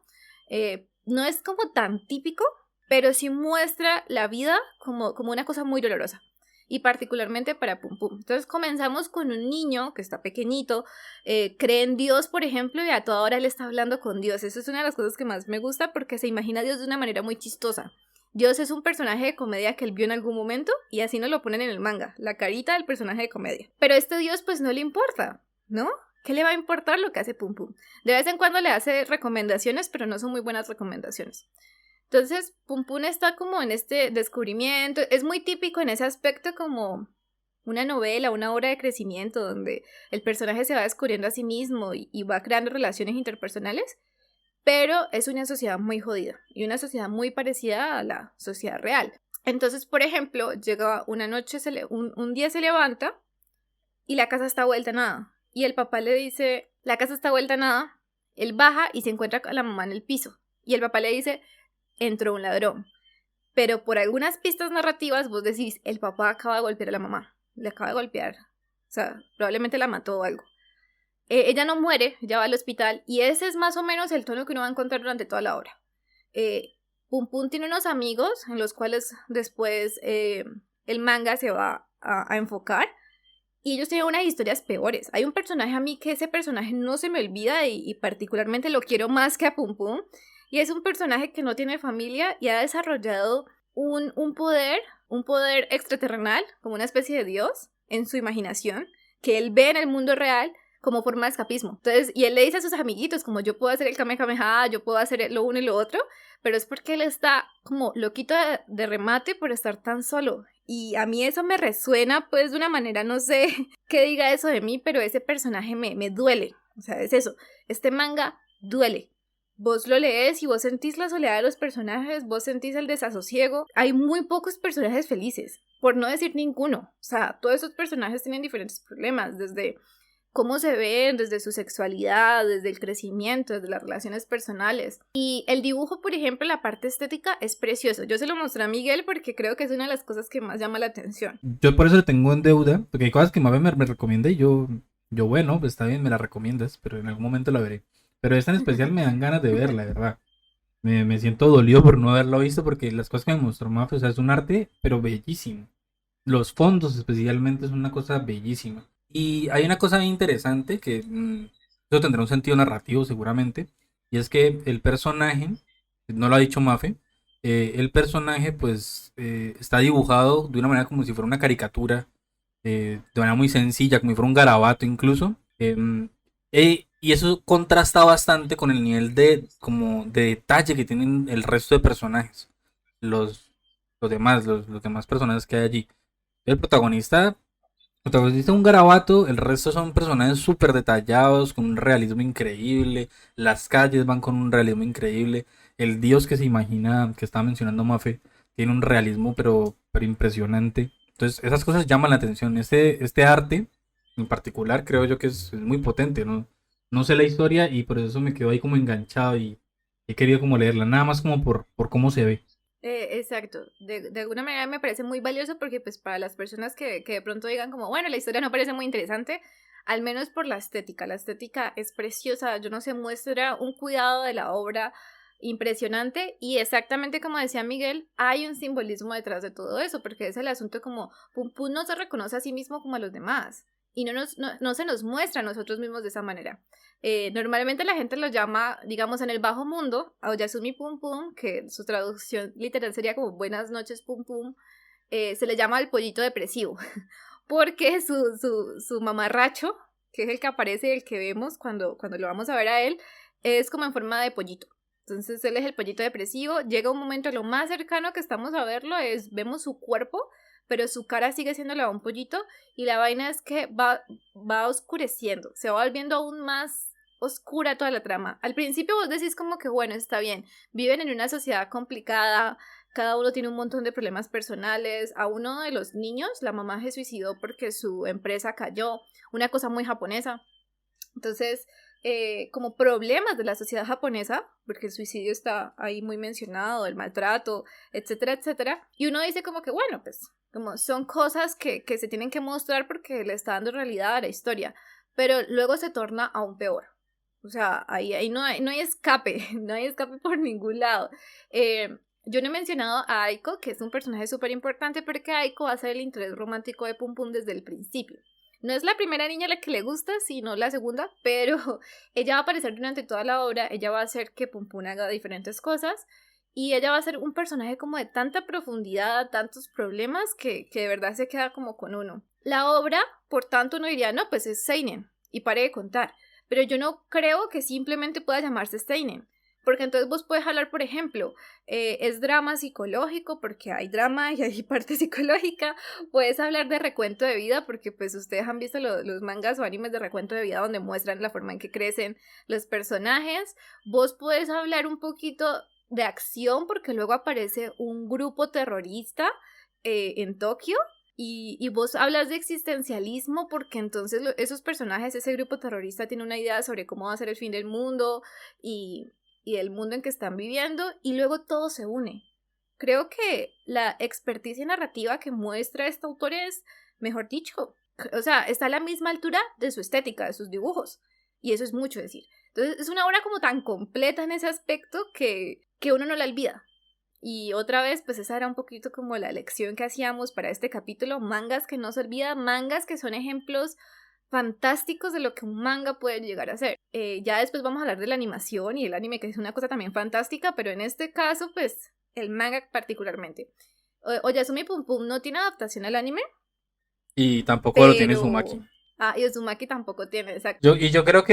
Yo creo que se debe un poco como que de pronto los estudios de animación dirán, no, pero es que esta obra es lo que es por ser manga. O sea, no. Tal vez los códigos de pasar de los códigos que tiene el manga a pasarlos al anime, tal vez como que cambiarían la obra, y pues también son obras de culto que no sé qué tanto, como los japoneses se piensan tanto en el público y dirían, bueno, ¿y qué tanto le vaya a gustar al público que yo haga esto? Que ojalá lo pensaran los de Netflix, ¿no? Cuando hacen adaptaciones live action de cosas de anime. Sí, ojalá pensaran, ¿será que esto le va a ¿Será que gustar eso al le público? gusta al ¿Será público? que estamos respetando sus deseos? Que no pongan allá señores de 40 Total. años a ver, a hacer dos grupos de prueba que tienen para ver. Una de las cosas más interesantes es que Oyasumi Pum Pum lo comparan mucho con Evangelion. Y yo creo que eso es Ah, bueno, ¿por una qué? cosa Porque muy... trata el tema de la depresión, ¿será? Y porque es muy existencialista. Ya. Digo, cuando yo me enteré de esto, porque yo, pues, o sea, yo no lo relaciono, la verdad, personalmente no lo relaciono tanto. Porque a mí Shinji me parece un personaje cansón. Pero, Shinji es cansón, es que está hecho para que canse. sí, pues igual es que está cansado, qué pecado. No, y está hecho para cansado que de su vida, de desagrade. sus Está hecho para padres. que desagrade ese personaje.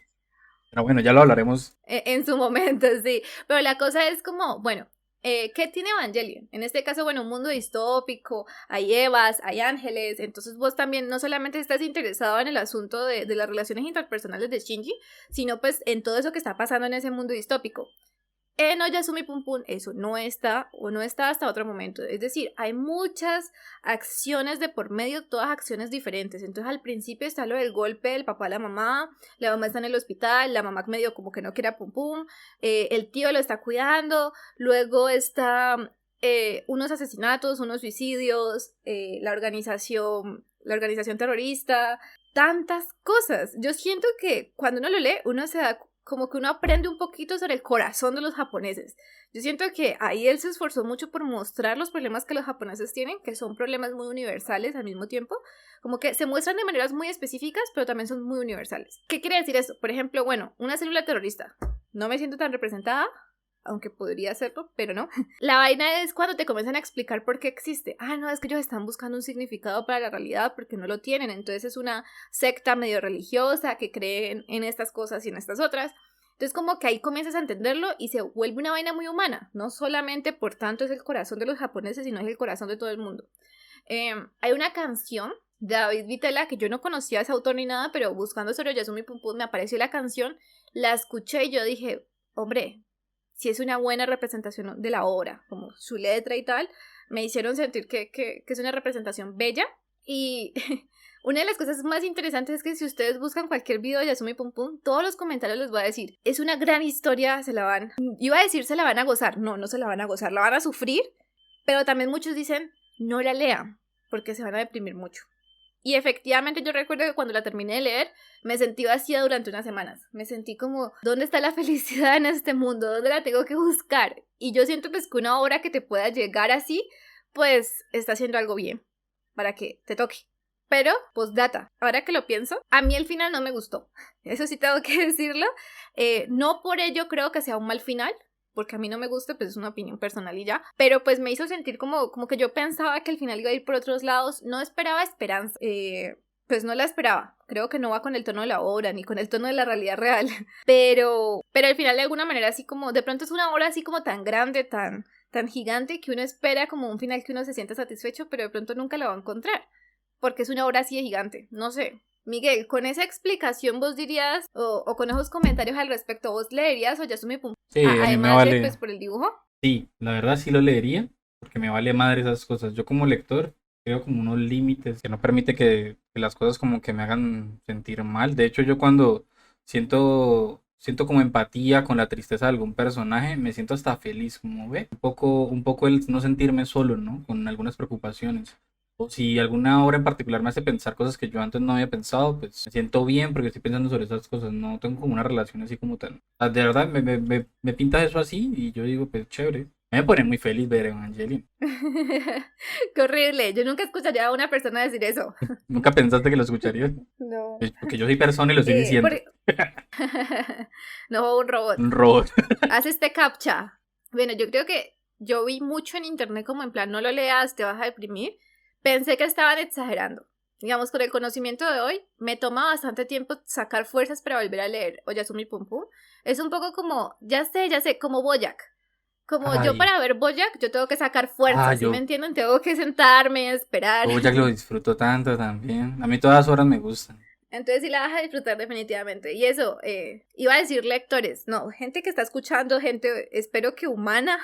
Si ustedes también disfrutaron de BoJack, esta hora les va a gustar un montón. Si no les gustó, pues ahí sí yo no creo que la disfruten, la verdad. Sí, está bien, también hay que sufrir, ¿no? Las horas también no están ahí como para hacernos sentir bien con uno mismo.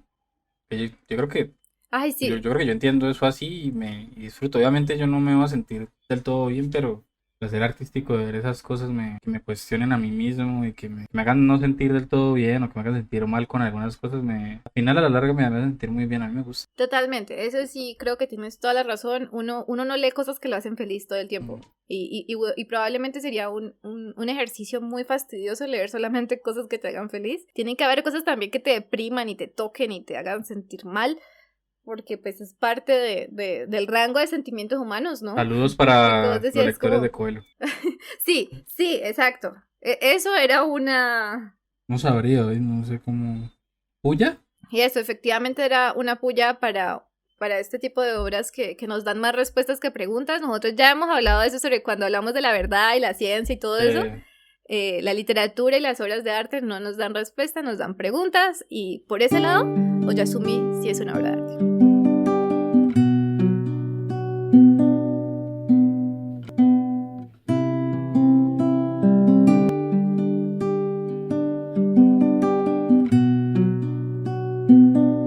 Y bueno, con esto cerramos la discusión sobre el manga. Espero que terminen de escuchar esto no exhaustos. Ojalá que sea una duración que les agrade.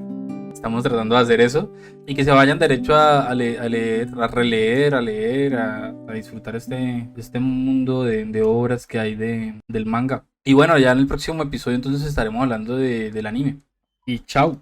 Chao.